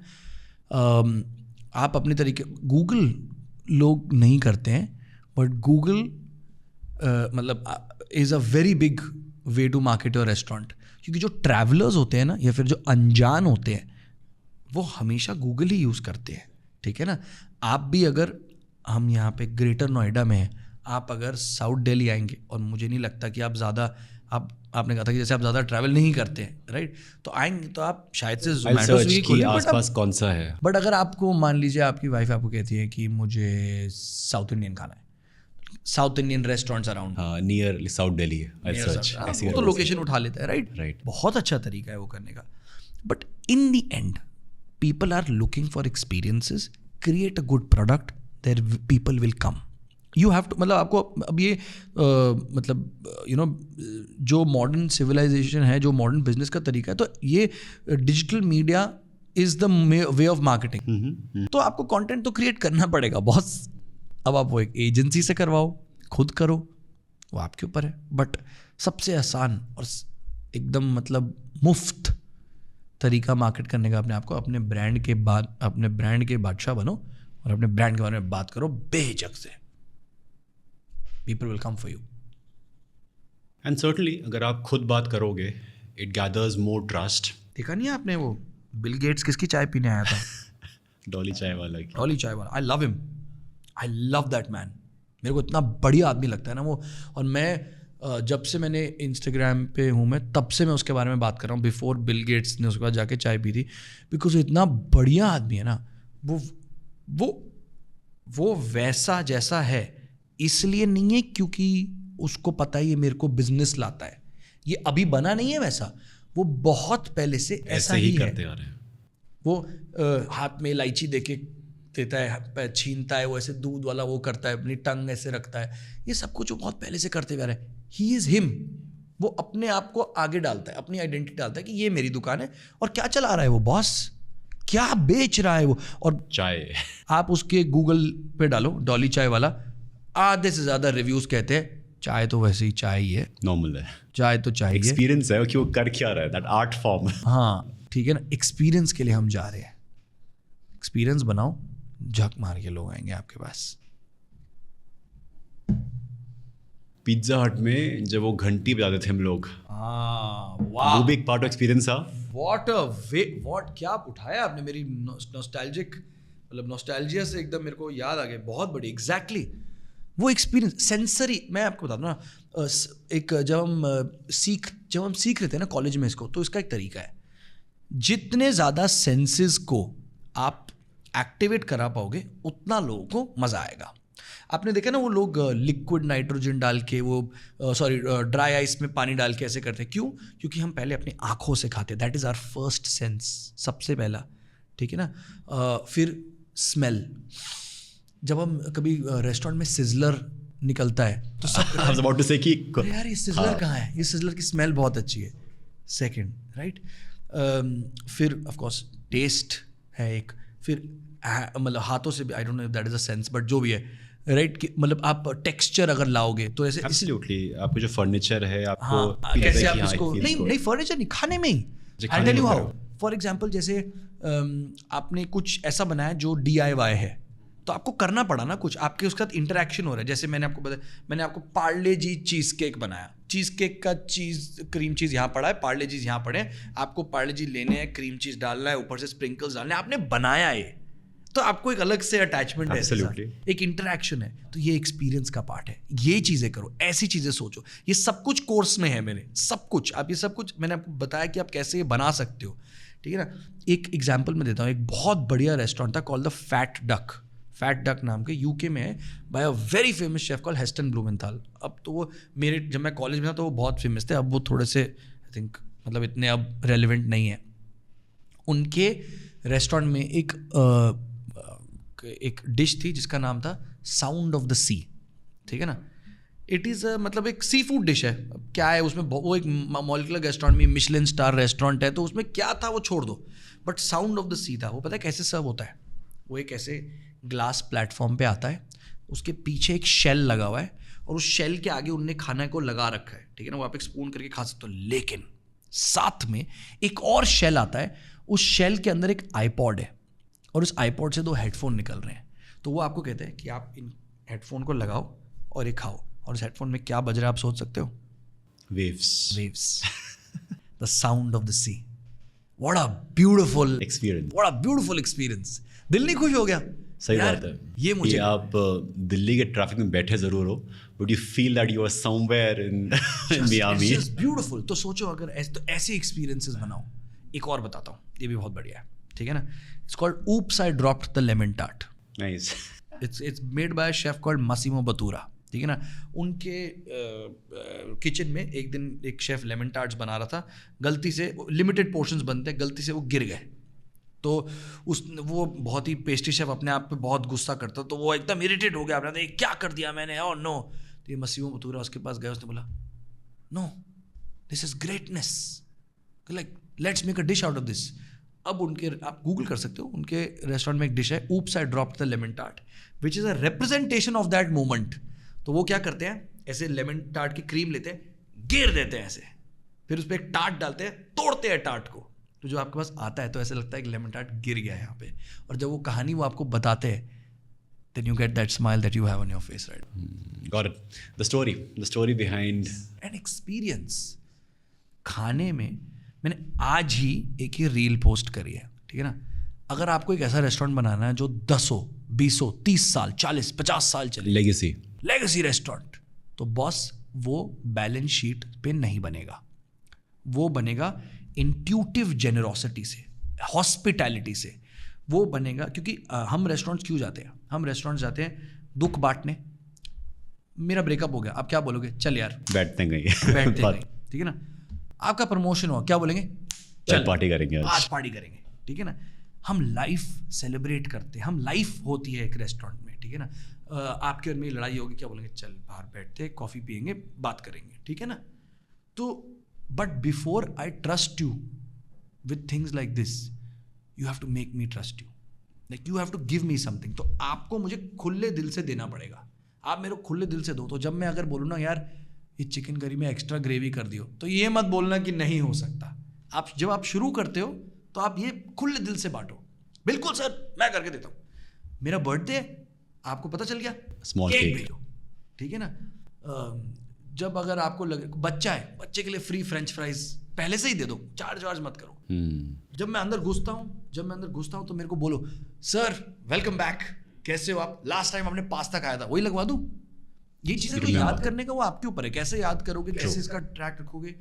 बट जब अगर आप ये बहुत टाइम तक करते रहोगे तो over a large period of time people will trust you with their celebrations, and if they trust you with their celebrations, मतलब एक पॉइंट टाइम ऐसा आएगा कि आपके लिए वो, मतलब आपके गेस्ट के लिए आपका रेस्टोरेंट घर बन जाएगा। आपने बहुत बारी सुना होगा, अरे यार ये एक्स रेस्टोरेंट चलते हैं, वो तो मेरे घर की तरह है, जानते हैं मुझे, बहुत अच्छी तरीके जानते हैं, और वो रेस्टोरेंट आपका कभी खाली नहीं जाएगा, भरा ही रहेगा। इसलिए आप देखोगे ऐसे बहुत सारे रेस्टोरेंट्स हैं जो भरे ही रहते हैं। दैट्स बिकॉज ये नहीं क्योंकि वो अच्छा खाना बेच रहे हैं, अच्छा खाना बेच रहे हैं, बट सिर्फ अच्छा खाना नहीं बेच रहे हैं, वो हॉस्पिटैलिटी, जेनरोसिटी बेच रहे हैं। क्योंकि at the end of the industry का नाम हॉस्पिटैलिटी है, तो वही अगर नहीं करोगे तो पॉसिबल नहीं है। When you shared few examples, I remembered my MBA class, strategic management की थी क्लास, प्रोफेसर बत्रा पढ़ा रहे थे हमें, एल्बुई। वो केस उन्होंने हमें पढ़ाया था कि वो रेस्टोरेंट साल में शायद सिर्फ 6 महीने ऑपरेशनल था, 6 महीने बंद था, and there used to be a waiting period कि लोग पूरी दुनिया से कि हमें वहाँ पे जाना है, पहुँचना है। क्रेजी, वो पागलपन था। It was made by 2 brothers, Ferran Adria and shit यार मैं दूसरे भाई का नाम भूल गया, एल्बर्ट आई थिंक सो, भाई हैं दोनों, Albert Adria something like that. But वो ग्राउंड ब्रेकिंग खाना है, मतलब वो मतलब वो चिकन टिक्का मसाला या हनी पेपर चिकन नहीं बेच रहे हैं, वो एक ऐसा एक्सपीरियंस दे रहे, जैसे मैंने आपको बताया ना, oops I dropped the lemon tart, ऐसे टाइप के एक्सपीरियंसेस दे रही है। जैसे मैंने साउंड ऑफ द सी, ये उन्हीं के लेगेसी में आता है। और उनने एक दौर शुरू किया था मॉलिक्यूलर गैस्ट्रोनॉमी, जिसका मतलब कि खाने में कुछ ऐसे केमिकल्स डालना जिसकी वजह से उनका पूरा शेप और फॉर्म ही बदल जाए। तो वो उस टाइम पे इतना नया था, जैसे ये लिक्विड नाइट्रोजन में डालना, ये सब उन्हीं ने शुरू किया। उनकी एक लाइन ऑफ केमिकल्स है जो हम केमिकल्स बोलने में ऐसा लगता है कि पता नहीं क्या ही है, बट ये सेफ केमिकल्स हैं जो आप यूज़ करके अपने खाने को चेंज कर सकते हैं। कैवियार बना सकते हैं, छोटे छोटे बॉल्स बना सकते हैं किसी भी लिक्विड के, बहुत सारी चीज़ कर सकते हैं, किसी भी चीज़ को थोड़ा सा पाउडर डाल के थिक कर सकते हैं, तो ऐसी ऐसी चीज़ें। तो वो एक मतलब अब तो आई थिंक उन्होंने बंद कर दिया वो रेस्टोरेंट नाउ, अब वो एक इंस्टीट्यूशन बन गया जहाँ पे आई थिंक वो खाने के बारे में सिखाते हैं या रिसर्च करते हैं। ये बताओ कि ऐसे कोई क्यूजीन जिनको अगर आपने रखा अपने मेन्यू पे तो श्योर शॉट है कि will be out of business very soon. Oh you out of business very, ऐसा तो कुछ आई डोंट थिंक होगा। और हम तो बहुत ही बढ़िया टाइम में जी रहे हैं जहाँ पे लोगों को नया बहुत पसंद है। मतलब कि लोगों को बहुत पसंद आ रहा है नई चीज़ें। तो थोड़ा तो ऑफकोर्स इंडियन पैलेट को मेरे ख्याल से हमेशा दिमाग में रखना चाहिए, बट उस इंडियन पैलेट को दिमाग में रखते हुए अगर आप एक्सपेरिमेंट करना चाहते हो, मैं तो कहता हूँ बिल्कुल खुले हाथ से करिए। और I think almost anything can sell. क्या आपको लगा था कभी भी इंडियंस सुशी खाएंगे? कभी भी लगा था? सुशी के इतने बड़े ब्रांड्स और इतनी loyal following, Kylin is one, बहुत सारे रेस्टोरेंट्स हैं, अनलिमिटेड रेस्टोरेंट्स है, कच्ची मच्छी है भाई साहब। कभी लगा था आपको इंडियंस खाएंगे? एक ज़माना था जब किसी को कभी नहीं लगा था, बट आज पागलों की तरह बिकता है। मैं आपको एक और बात बताता हूँ। मेरा एक दोस्त है, मेरा स्कूल का मेरे कॉलेज का जूनियर है, उसने किसी एक रेस्टोरेंट के लिए कंसल्ट किया इन अ प्लेस कॉल्ड दियोरी, मैं शायद से नाम गलत कर रहा हूँ, जो गोरखपुर के 50 किलोमीटर आगे है। गोरखपुर के 50 किलोमीटर आगे है ये रेस्टोरेंट। ओके। वहाँ पे एक कोई मॉल है जहाँ पे उसने एक रेस्टोरेंट के लिए कंसल्ट किया था। तो मेरी किसी से वहाँ पे बात हो रही थी, ओनर से ही बात हो रही थी। वहाँ पे one of the best selling dish is sushi and truffle mushroom boughs. मैंने कहा क्या, ये तो पॉसिबल ही नहीं है भाई। बिल्कुल है, हो रहा है। तो मान लेते हैं अगर वो थोड़ा भी एग्जैजरेट अगर कर रहा हो, बट इसका मतलब ये है कि जैसे आपने बोला था ना, एस्पिरेशन, क्योंकि हम एक विजुअल जनरेशन में रहते हैं जहाँ बिहार में एक लड़का ये देखता है कि इटली में पास्ता कैसे खाया जाता है, जहाँ पे दिल्ली में बैठे लोग लंदन के बार के बारे में जानकारी लेते हैं। तो जब आप वहाँ से इंस्पायर्ड कोई चीज़ें यहाँ पे बेचते हो ना, तो लोगों को पहले से ही एक एक एक्सपेक्टेशन है कि कैसा ये होने वाला है, जिसकी वजह से वो फेमिलियर हो रहे हैं इन चीज़ों के साथ। जब वो देख रहे हैं कि जापान, चाइना में इतनी सुशी खाई जा रही है और लोगों को बहुत अच्छी लग रही है, तो वो भी लगता है यार मैं भी ट्राई करूँगा, कुछ तो अच्छा होगा। पहले ना ये अनफेमिलियर था, तो ऐसा लगता था कि ये लोग पागल हैं, ऐसे ही फील करते थे ना हम। चाइनीज़, जापानीज़, अरे यार पता नहीं सांप खा लेते हैं यार, वो कुछ भी खा लेते हैं यार। वो अनफेमिलियर था, बट वो फेमिलियरिटी कर दी गई है इंस्टाग्राम, यूट्यूब की वजह से। लोगों को बता दिया गया कि ये ऐसे बनता है, इस तरीके से बनता है। ऐसा नहीं कि सिर्फ कच्चा बनाया खा लिया, कई जगह पे कैसे पकाते हैं, कितनी अच्छी डेलिकेसी है, बहुत अलग अलग तरीके से बनाया जाता है। तो वो फेमिलियरिटी की वजह से लोग एक्सपीरियंस करने लग रहे हैं। तो आई डोंट थिंक कि कुछ भी आउट ऑफ कुछ भी बहुत एक्सपेरिमेंटल है। ऑफकोर्स थोड़ा लर्निंग कर्व हो सकता है। क्या किसी को लगा था कि कोरियन कल्चर इंडिया में इतना फटेगा जितना वो फट रहा है? के-पॉप बट फेमिलियरिटी है ना, किसी ने किसी ने तो शुरू किया था, तो बिकम दैट पर्सन। अगर आप अर्जेंटीनियन क्यूजीन या फिर पेरूवियन क्यूजीन का खाना बनाना चाहते हो, बिल्कुल बनाओ यार। थोड़ा ध्यान से बनाना, बस की सोच समझ के कि यार कितने, जैसे मैंने कहा था, रिसर्च करो कितना लोग देंगे, किस तरीके से देंगे। छोटे तरीके से शुरू करो, घर से बना के लोगों को दिखाओ, मेलों में लगाओ, स्टॉल्स लगाओ, देखो क्या रिस्पॉन्स आता है। आपने नाम यूज़ किया था साउंड ऑफ द सी, है ना? ये जो नाम ही इतना अच्छा लगता है कि वाओ, ये ऑर्डर करते हैं। कि ऐसे होता है ना कि मेन्यू में इफ़ यू जस्ट राइट दाल मखनी, नहीं, वो लिखेंगे कोई, इसके नीचे एक बड़ा सा पैराग्राफ होगा, एंड उसके लिए आधे लोगों को आपने रेफर डिक्शनरी ऑल्सो कि क्या कहना चाह रहा है, कि कुछ तो अच्छा होगा ये। The thought behind designing a menu, the thought behind naming that item, वो कितना इंपॉर्टेंट है? बहुत ज़्यादा इंपॉर्टेंट है वो, बहुत ज़्यादा इंपॉर्टेंट है। जितना मैं उसमें बोलूँ उतना कम है, स्पेशली आजकल के ज़माने में जहाँ पे आप जोमेटो स्विगी पे अगर आप खाना मंगवाते हो तो पढ़ ही रहे हो ना। और क्या आपके पास कोई सामने सर्वर तो है नहीं जिससे आप पूछ रहे हो कि यार ये कितनी मिर्ची है, ये खट्टा है, मीठा है। पढ़ ही रहे हो ना, फोटो देख रहे हो, पढ़ रहे हो। तो यही है अब मेरे पास। और आप क्या खाना पसंद करेंगे? आप चिकन सैंडविच खाना पसंद करेंगे, या फिर आप slow roasted barbecue, slow roasted Italian chicken herb sandwich खाना पसंद करेंगे? बाद में गाना वो अच्छा लग रहा सुनने में। ऑब्वियस है ना भाई, ये तो ऑब्वियस है। तो ढंग से, और आप तसल्ली से हिम्मत करके अपने पूरे दिल की शिद्दत के साथ बनाइए वो डिस्क्रिप्शन। सोचिए कि आपको क्या जानना होगा, राइट? मैं अगर जैसे मैं हमेशा लोगों को बोलता हूँ कि आप जोमेटो पे अगर आप मेन्यू बनाना चाहते हो ना, तो सोचो ना कि उनको गेस्ट को क्या इन्फॉर्मेशन चाहिए होगी।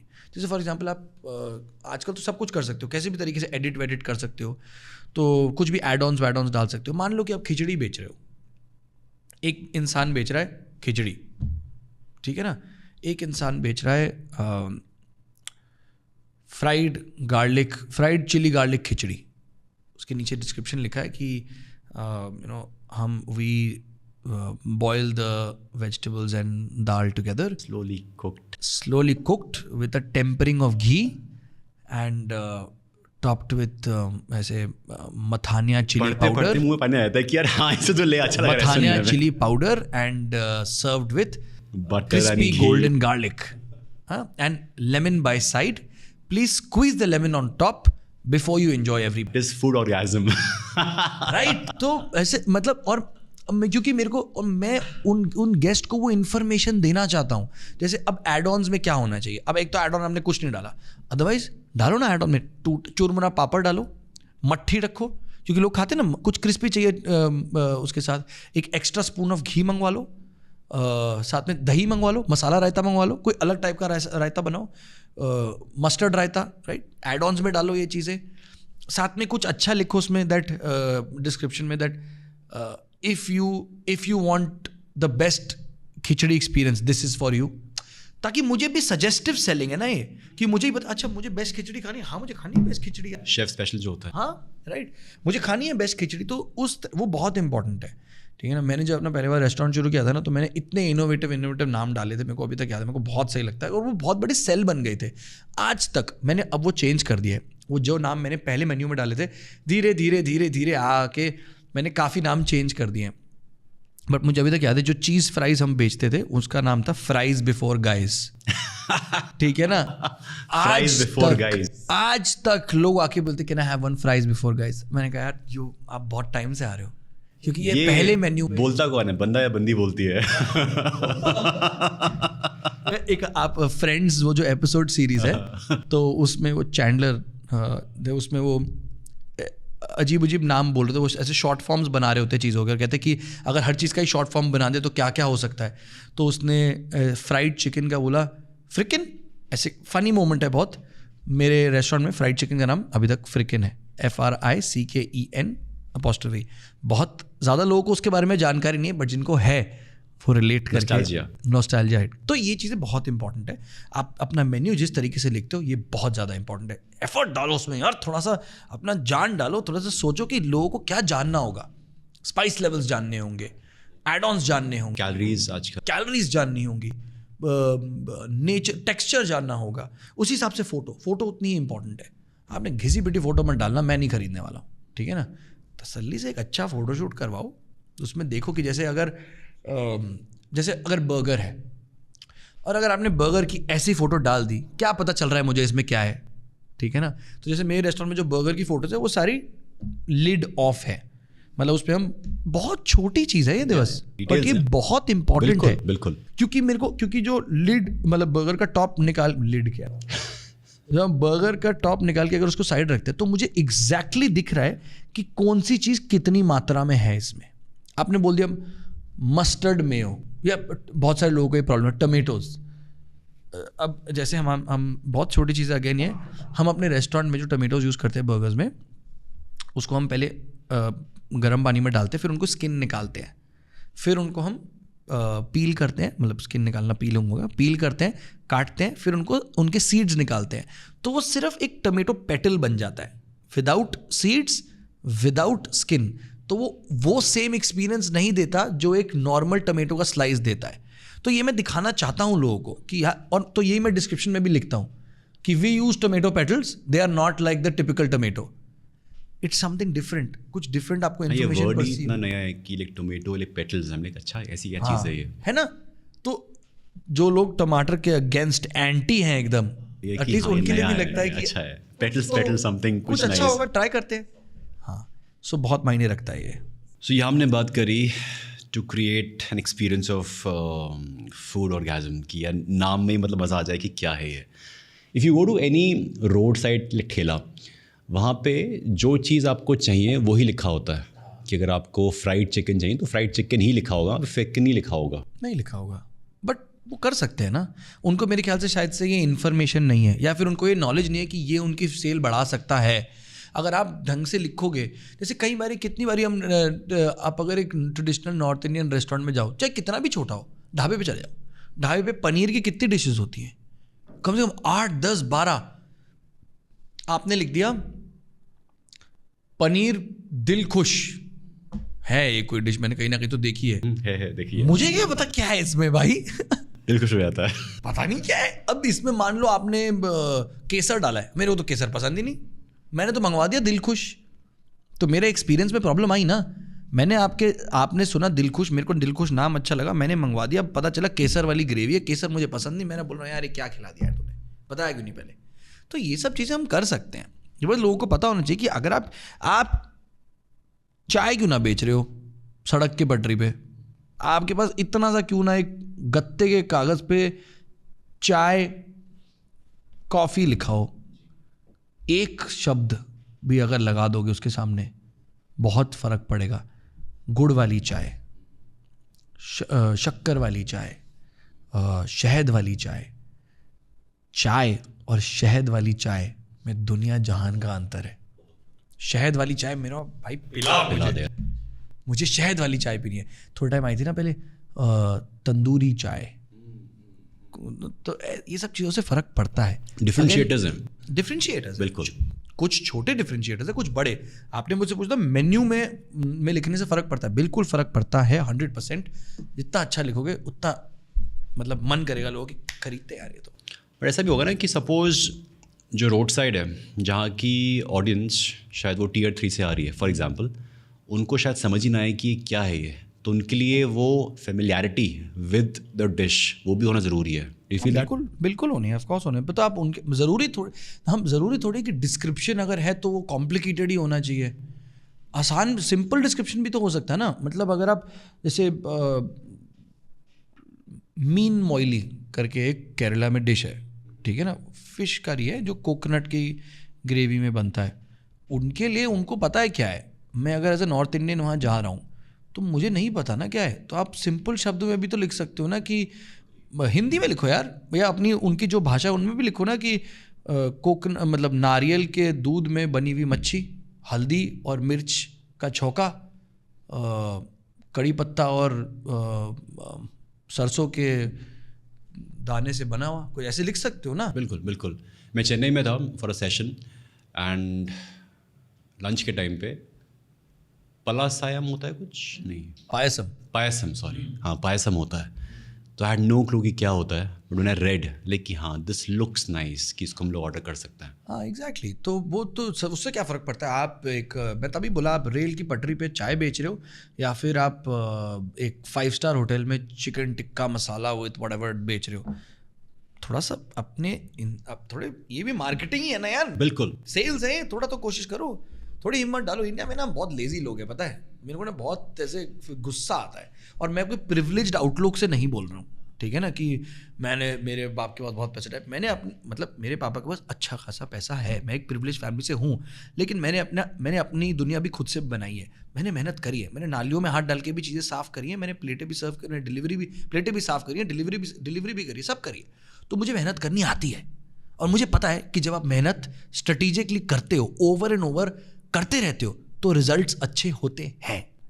इंडिया में मोस्ट बिजनेसमैन को बिजनेस के ओनर्स को मेहनत करना पसंद नहीं है। उनको पसंद है गद्दी बिठाओ, गद्दी पे मैं ऐसे बैठूं, हाँ जी छोटू भैया को चाय ला दे यार, तो फिर छोटू ही चलाएगा ना फिर बिजनेस। तो प्रॉब्लम ये है, इंडिया में हम लेजी हैं, तभी लोग मतलब आप कितनी बार देखो ना कि दुकान में जाओगे तो बंदा अपने फ़ोन पे बैठा है, आपने बोल दिया कि सर वो कुछ भी, आप मामूली सामान लेने चले जाओ यार, कि मेरे को यार वो टॉयलेट वाला ब्रश दे दो एक, हाँ छोटू दिखाइयो, क्या है ये। अगर वो सेम बंदा उठे, सर नमस्कार कैसे हैं आप, कुछ पानी वानी में लेंगे सर, अच्छा मैं लेंगे कुछ ठंडा, नहीं कुछ नहीं चाहिए सर, ठीक है क्या चाहिए सर, टॉयलेट के ब्रश, हाँ सर बिल्कुल आता हूँ सर, ये लाल वाला है, ये हरा वाला है, ये पीला वाला है सर, ये ना चाइना वाला है, इसकी क्वालिटी ठीक ठाक है लेकिन प्राइस कम है। ये वाला देखिए सर, इंडियन वाला, ये बहुत अच्छा सर, मेरे घर में भी यही है। मजाल है कि आप उसके पास वापस नहीं जाओगे, हर बारी उसी के पास वापस जाओगे और पूरा रेट दोगे उसको, डिस्काउंट भी नहीं मांगोगे। वो आपको अच्छी तरीके से सर सॉरी डिस्काउंट नहीं दे सकता सर मैं, सॉरी। और वो जो बंदा है जो गद्दी पे बैठा है सिर्फ ऐसे ना, उसको तो क्या, मेरे को पैसे देने का मन नहीं है उसको कि भाई थोड़ी तो मेहनत कर। एहसान कर रहा है जैसे। हाँ, एहसान कर रहा है जैसे मेरे पास वहाँ पे रहकर। तो मैं सर्विस बैकग्राउंड से हूँ तो मुझे बहुत गुस्सा आता है कि यार सर्विस में हो, सर्विस तो करो, बिल्कुल, तभी तो पैसे देंगे ना कोई। उसके बाद ना आप उस टॉयलेट ब्रश पे प्रीमियम भी चार्ज करोगे तो भी मैं दूंगा। अग्री है ना? अग्री। प्रॉब्लम ये बताओ कि जो मेन्यू कार्ड है उसको अपडेट करते रहना चाहिए विद द न्यू डिशेस जो कि ट्रेंड कर रही है, या फिर स्टिक टू योर कोर जिसके लिए आप जाने जाते हो? मैं stick to my core kind of person. अच्छा, मैं नहीं चेंज, जो पहचान है आपकी यू स्टिक टू इट। मुझे कोर। और मैं ना मेरे एक मेंटोर शेफ़ थे कॉलेज में, शेफ़ जयदीप पाटिल, अगर कभी देखे हो तो उनको शायद से अच्छा लगेगा कि मैंने उनका नाम लिया। उनने मेरे को सिखाया था लेस इज़ मोर।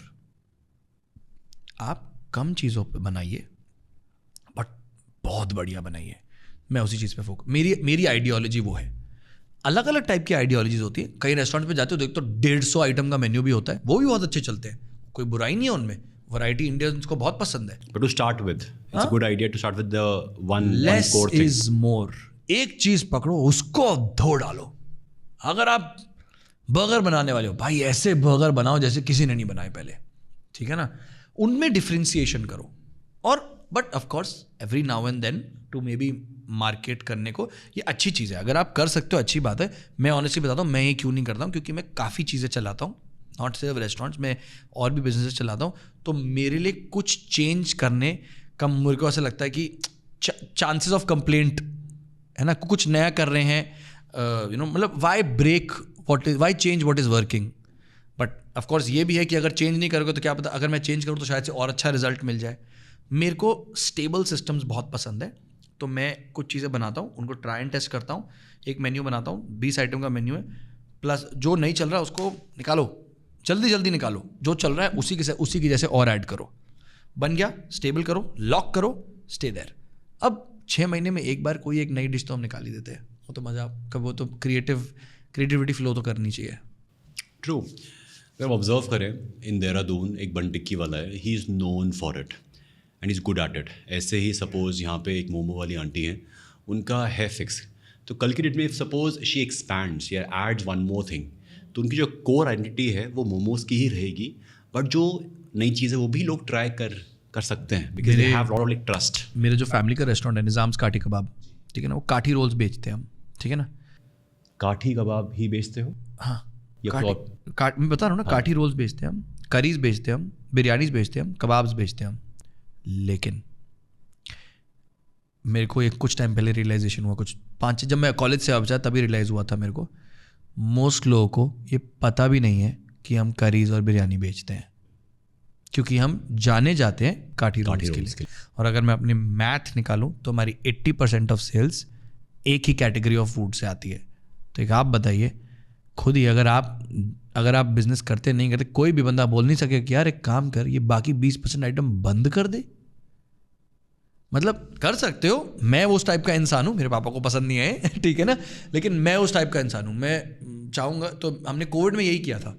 कोविड में हमने लीन मॉडल, एकदम लीन मॉडल चला रहे थे हम, जहाँ पे हमने सिर्फ काठी रोल्स शुरू करे थे, वो भी कुछ नहीं, 4 चिकन मटन आलू पनीर, मोस्ट ऑर्डर्ड, राइट, जो है चिकन मटन आलू पनीर 4, और बहुत बढ़िया चल रहा था। तो अब तो हमने थोड़ी सी और चीज़ें ऐड कर दी, बट मैं यही सजेस्ट करता हूँ कि एक चीज़ पकड़ो, देखो, दैट्स इन लाइफ ना, जो चल रहा है उसको और करो, जो नहीं चल रहा है उसको निकाल दो। बिल्कुल बिल्कुल। जो प्राइसिंग है वो कैसे करते हो आप डिसाइड, कि सपोज हमने बोला कि यार ये जो आइटम है ना ये 500 रुपये वाली है, एंड उसको हम लोग लिखते हैं 497, जिससे कि we can play with the perception, है ना। तो हाउ डू यू डिसाइड कि जो दाल मखनी होती है वो होती कितने की है और वो बिकती कितने की है? वही दाल मखनी 300 की भी है, 500 की भी है, 700 की भी है, 1200 की भी है, डिपेंडिंग अपॉन आप कहाँ खा रहे हो। सो मेरे को ना ये स्मार्ट स्लाई टेक्निक्स बिल्कुल नहीं पसंद। जैसे जब लोग करते हैं ना कि 500, आपको लिखना 500 है आप 499 कर देते हो, कोई प्रॉब्लम नहीं है, पूरी दुनिया करती है, तो अगर आपको करना है कर दो, लेकिन पर्सनली मुझे बिल्कुल नहीं पसंद। मेरे को स्लाई लगता है, मेरे लगता है क्यों भाई, अगर जो है वो लिखो ना, why you trying to play with me, मेरे ख्याल से मेरे साथ खेलने के लिए क्यों कर रहे हो आप। तो मुझे वो सब नहीं पता। मैं कोर्स भी बेचता हूँ ना, तो भी मेरे को उसमें लिखा है कि सही प्राइस लिखा। मैं ये नहीं करता कि वो 5000 का कोर्स है उसको काट के 1200, अरे तो इतना सस्ता क्यों बेच रहे हो भाई, ऐसा क्या हो गया है। दैट इज लाइक एवरीवेयर ना, जो आपके लिए चिप्स भी होता है उस पर लिखा हुआ होता है कि 20% एक्स्ट्रा। बकवास है दिवस सब ये, but that is how it works. हाँ बट सब एकदम ही नलायक बकवास, मतलब एकदम वो है, और आधे लोगों को विश्वास भी नहीं हो रहा है, लोग भी चल रहे क्योंकि ठीक है। कितने सारे लोग हैं, मैंने देखा है, कोई ऑनलाइन लोग चीज़ें भी बेचते हैं, मैंने देखा 15,000 क्रॉस सेलिंग फॉर 999। मैंने कहा कौन मान रहा है ये तुम्हारी बात की, ये 15,000 की इसकी वैल्यू है जो तुम मेरे को 1000 में दे रहे हो, तो ये तो तुम नहीं चल रहे हो, या फिर तुम मेरे को ठगने की कोशिश कर रहे हो। तो मुझे ये सब चीज़ें नहीं पसंद, परंतु प्राइसिंग का सिंपल फंडा है। देखिए अगर आपको कुछ 100 रुपये बनाने में पड़ती है तो मिनिमम 3.5-4x तो पे तो आप बेचो, क्योंकि 35% technical rule is 33% is food cost, 33% is overheads, 33% is profit. ये बिल्कुल भी सच नहीं है, ठीक है ना, ये बिल्कुल भी नहीं चलता, ये ज्यादा हो रहा है काफी, बिल्कुल भी नहीं चलता, मैं इतना बचता नहीं है क्या? बिल्कुल नहीं बचता है इतना, but the thing is, but किसी भी चीज़ को 3x 4x, बट इसमें आप स्मार्ट हो सकते हो। मान लेते हैं 3 आइटम है मेन्यू में, मान लेते हैं आप एक कैफ़े चला रहे हो, ठीक है ना, एक आइटम है आलू चाट, एक आइटम है पालक पत्ता चाट, एक आइटम है चिकन चाट, तीनों चाट है, ठीक है। टाकोस कर लेते हैं, एक फ्राइड पोटैटो टाको, एक फ्राइड पनीर टाको और एक फ्राइड चिकन टाको, तीनों टाकोस है, ठीक है ना। मान लेते हैं जो चिकन टाको है वो 300 का होगा, उसकी कॉस्टिंग हमें 100 रुपये पड़ती है, मतलब 400 का है, 100 रुपये में पड़ती है, हम 400 का इसको बेचते हैं। जो पनीर टाको है वो हमें 70 रुपये पड़ता है, उसको भी आप ज़्यादा डिफरेंट मत करो, उसको आप 350 का बेच दो, क्योंकि मैं तो टाकोस खरीद रहा हूँ ना, तो मैं उसी से कंपैरेटिव कर रहा हूँ। और अब जो पोटैटो टाको है वो तो आपको बहुत सस्ता पड़ेगा, क्योंकि पोटैटो है, आलू सस्ता आता है, तो वो शायद से 30-40 रुपीज़ का पड़ेगा। तो टेक्निकली तो आप उसको 100-150 पे भी बेच सकते हो, लेकिन मत करो ना, ये सेम ब्रैकेट में रखो ना उसको, है तो वो टाको ही ना, तो उसको भी आप बेचो, like may be you can, but ये एक स्ट्रैटेजी होगी, आप उसको रख दो, मतलब मान लो कि उसको आप 250 का रख दो, फिर भी आप अच्छा मार्जिन कमा रहे हो उसमें ना, बट ये एक स्ट्रैटेजी है। दूसरी स्ट्रैटेजी ये है कि नहीं यार, एंट्री लेवल बढ़िया हो जाएगा, अगर मेरे को ये टाको 30 रुपये का पड़ रहा है तो मैं 90 रुपये का बेच देता हूँ, ठीक है ना। तो जैसे मैकडॉनल्ड्स ने ऐसे ये किया था, वो बेचते थे ना एक 20 रुपये का बर्गर, बहुत टाइम पहले 20 रुपीज़ का वो बर्गर बेचते थे, चिकन मैकग्रिल, मुझे अभी तक याद है। 20 रुपये का तो शायद से उनको, मतलब चाहे मान लेते हैं कि उनकी कॉस्ट 20 रुपये ही थी, बट वो उनके लिए एंट्री बैरियर तोड़ने का तरीका था, कस्टमर एक्वायरिंग करने का एक तरीका था। 20 रुपये में बंदा एटलीस्ट मेरे पास आया, तो दे वर बैंकिंग ऑन द फैक्ट कि अब 20 रुपये के ऊपर शायद से वो पेप्सी खरीद ले, पेप्सी में पैसे बना लेंगे, अगली बारी आएगा तो शायद से महाराजा मैक खरीदे, ठीक है ना, ले लेगा। तो वो आपकी एक अलग स्ट्रैटेजी हो सकती है, तो शायद से आप उसको सस्ता भी कर सकते हो, तो वो तरीके होते हैं। बट मिनिमम 4x पे तो मैं हमेशा सजेस्ट करता हूँ कि आजकल की बहुत महंगाई है, बहुत अलग अलग टाइप के कमीशंस, डिस्काउंट्स, मार्केटिंग करनी पड़ती है। 3x पे मत बेचना कुछ, 3.5 भी नहीं, 4x पर ही बेचो। 4x तो एटलीस्ट रखो अपने लिए। सो कितना मार्जिन बचता है? ओह बहुत अच्छा सवाल है ये तो। 8 से 12% net profit in a restaurant. Take home? हाँ, टेक होम, नेट प्रॉफिट सब कुछ निकालने के बाद, ठीक है ना, 8 से 12%। अगर आपका बहुत अच्छी तरीके से मतलब ये अगर आप ये मतलब ना एक सॉर्ट ऑफ, अगर आपके पास 4-5-6 आउटलेट है, क्योंकि 4-5-6 आउटलेट पे और भी खर्चे बढ़ जाते हैं, एक सेंट्रल टीम हो जाती है, खर्चे कम नहीं हो जाएंगे? हाँ, खर्चे कम नहीं हो जाएंगे? ये वेरी करता है ना, मतलब कुछ खर्चे कम हो जाते हैं, हाँ, कुछ खर्चे बढ़ जाते हैं। अब अगर 4-5-6 आउटलेट है तो आपने मान लो एक सेंट्रल किचन भी लगा दिया, तो सेंट्रल किचन की कॉस्ट 4-5-6 आउटलेट में तो भारी पड़ेगी, बट 15 आउटलेट पे अब वो कम हो गई। तो वो डिपेंड करता है कि आपका इकोनॉमिक स्ट्रक्चर कैसा है, आप कैसे बेच रहे हो, कैसे कर रहे हो। But of course as you grow कुछ कॉस्ट बढ़ते भी हैं, कुछ कॉस्ट कम भी होते हैं, इट्स वेरी सब्जेक्ट। तो जो 8-10% है, यूजुअली अगर एक रेस्टोरेंट बहुत बढ़िया कर रहा है तो उसका प्रॉफिट परसेंटेज यूजुअली हायर होता है। Single restaurant doing very well can earn a better net profit percentage than what let's say 5 restaurants can. क्योंकि 5 restaurants पे अब आपके पास बहुत कॉस्ट आ गई ना, 5 मैनेजर्स, एक एरिया मैनेजर भी है, एक सेंट्रल, एक लॉयर रखा हुआ है, एक ये रखा हुआ है, राइट। तो जो ये 8-10% है, ये फाइन डाइनिंग वालों का है या फिर QSR है? ये है एक QSR 8 से 12%। अच्छी मतलब in good situations it can go up to 14-15% as well. Okay. Right, this is for food eateries जो खाना बेच रहे हैं। अगर आप शराब बेच रहे हैं तो वो 18, 20, 21, 22% तक भी जा सकता है, क्योंकि अल्कोहल की वैल्यू हम डिफरेंटली परसीव करते हैं। छोटे से ग्लास में इतनी सी शराब के हम काफ़ी पैसे ले सकते हैं, क्योंकि एम्बियंस के भी पैसे होते हैं वहाँ पे। तो हाँ, प्रॉफिट के लिए थोड़ी ना खोलते हैं रेस्टोरेंट कोई। प्रॉफिट के लिए कौन खोल रहा है? कितना बकवास तरीका है अपने पैसे स्पेंड करने का, जेन्युइनली बहुत बुरी जगह है। अगर आपके पास 1 करोड़ रुपए है और अगर आपके पास 1 करोड़ अगर रेस्टोरेंट में डालने हो तो आप बहुत ही स्टूपिड हो, ठीक है ना। You run a restaurant because it is the best business in the world. I have a tattoo on my arm, मेरे हाथ पे इसके टैटू लगे हुए। Oh wow. राइट, क्यों? क्योंकि एक रेस्टोरेंट चलाना इतना खुशी का काम है ना, क्योंकि मैं जब किसी को खाना देता हूँ, सेवा, ओह इट्स ब्यूटीफुल यार, क्या बढ़िया बिजनेस है। 4 घंटे जो हम वो मतलब जो कभी शनिवार रात पे आप आना, जो 4 घंटे की भसड़ होती है ना, पागल हो इधर, लोग भाग रहे इधर से उधर सब यहाँ पे। और दुनिया की सबसे सुंदर आवाज़ पता है कौन सी दिवस?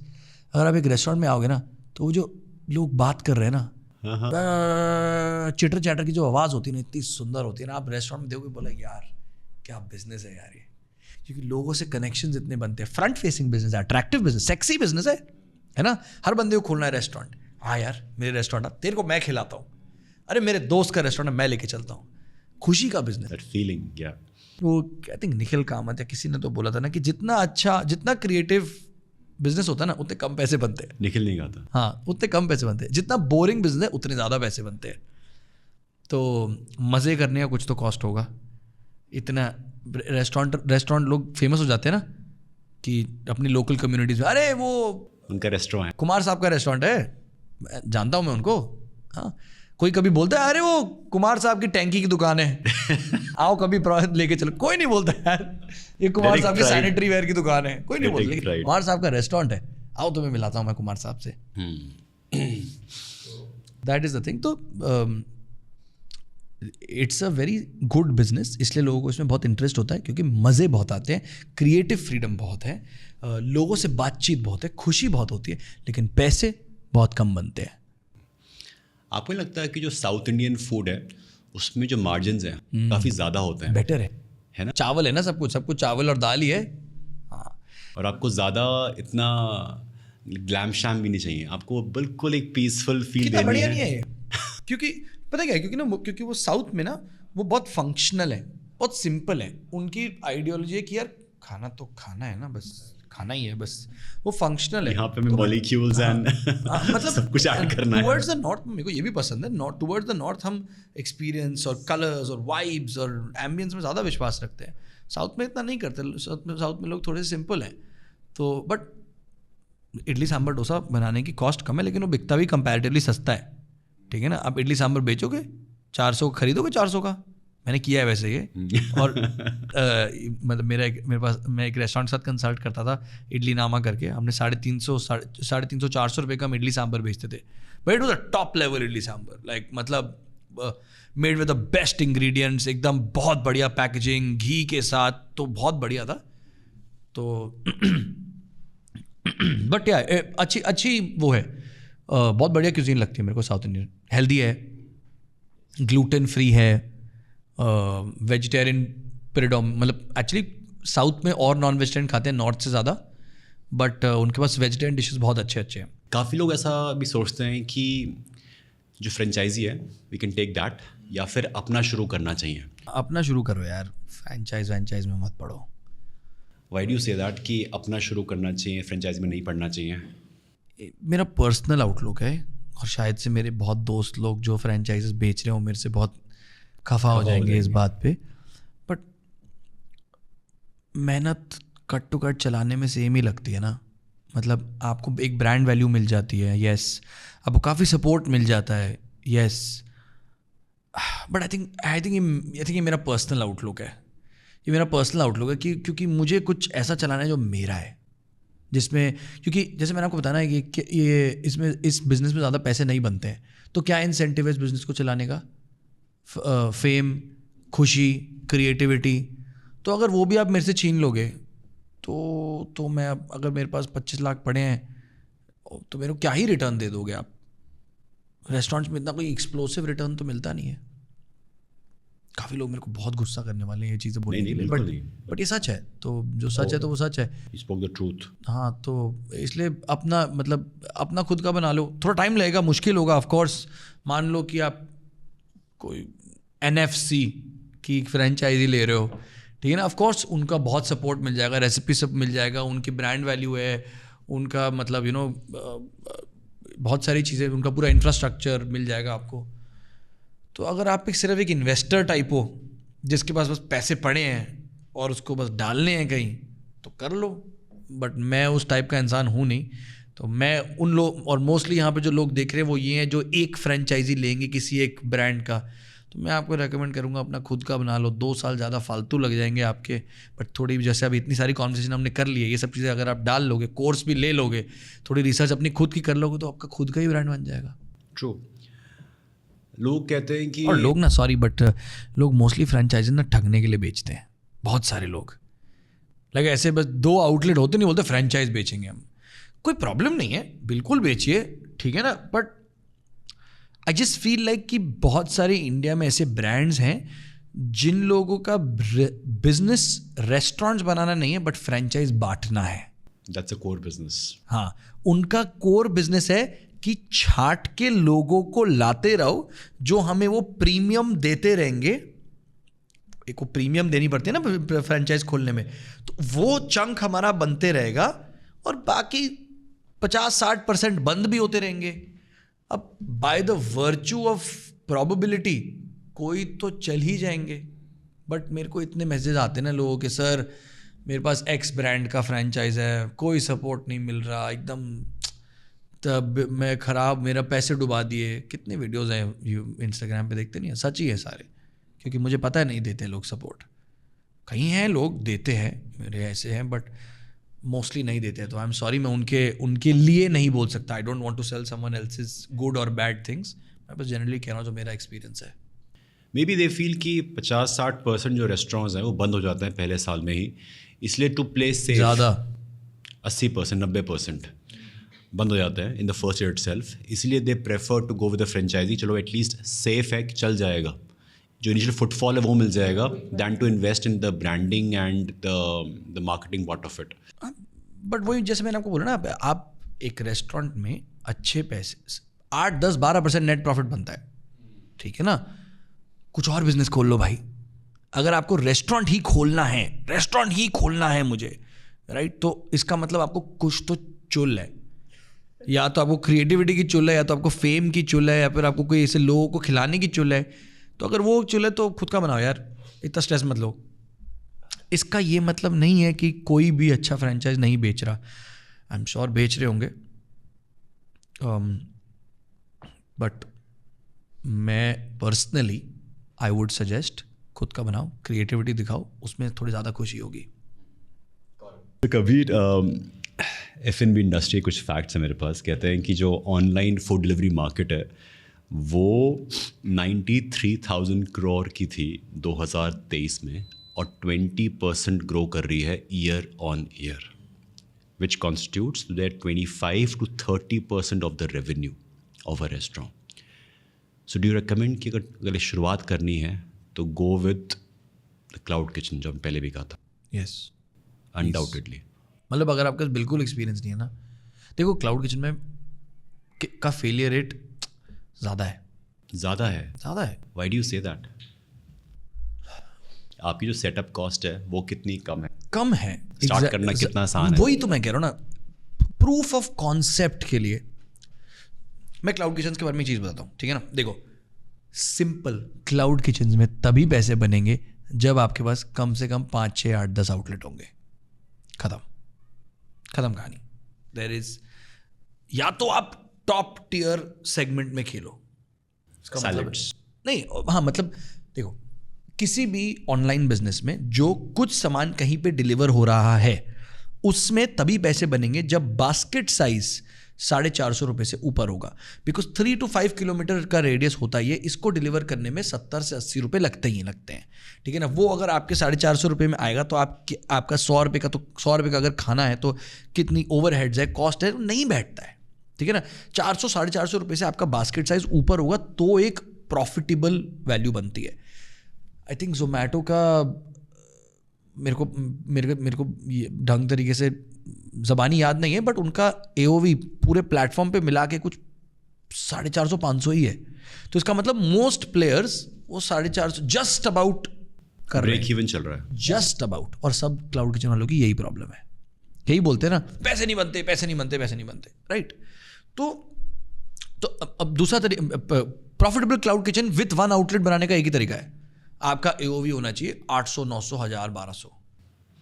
मुझे एग्जांपल दोगे आप कि सपोज AOV का मतलब एवरेज ऑर्डर वैल्यू। तो understand, suppose I have a cloud kitchen and I sell basic dal makhani and Indian खाना बेचता हूँ, ठीक है।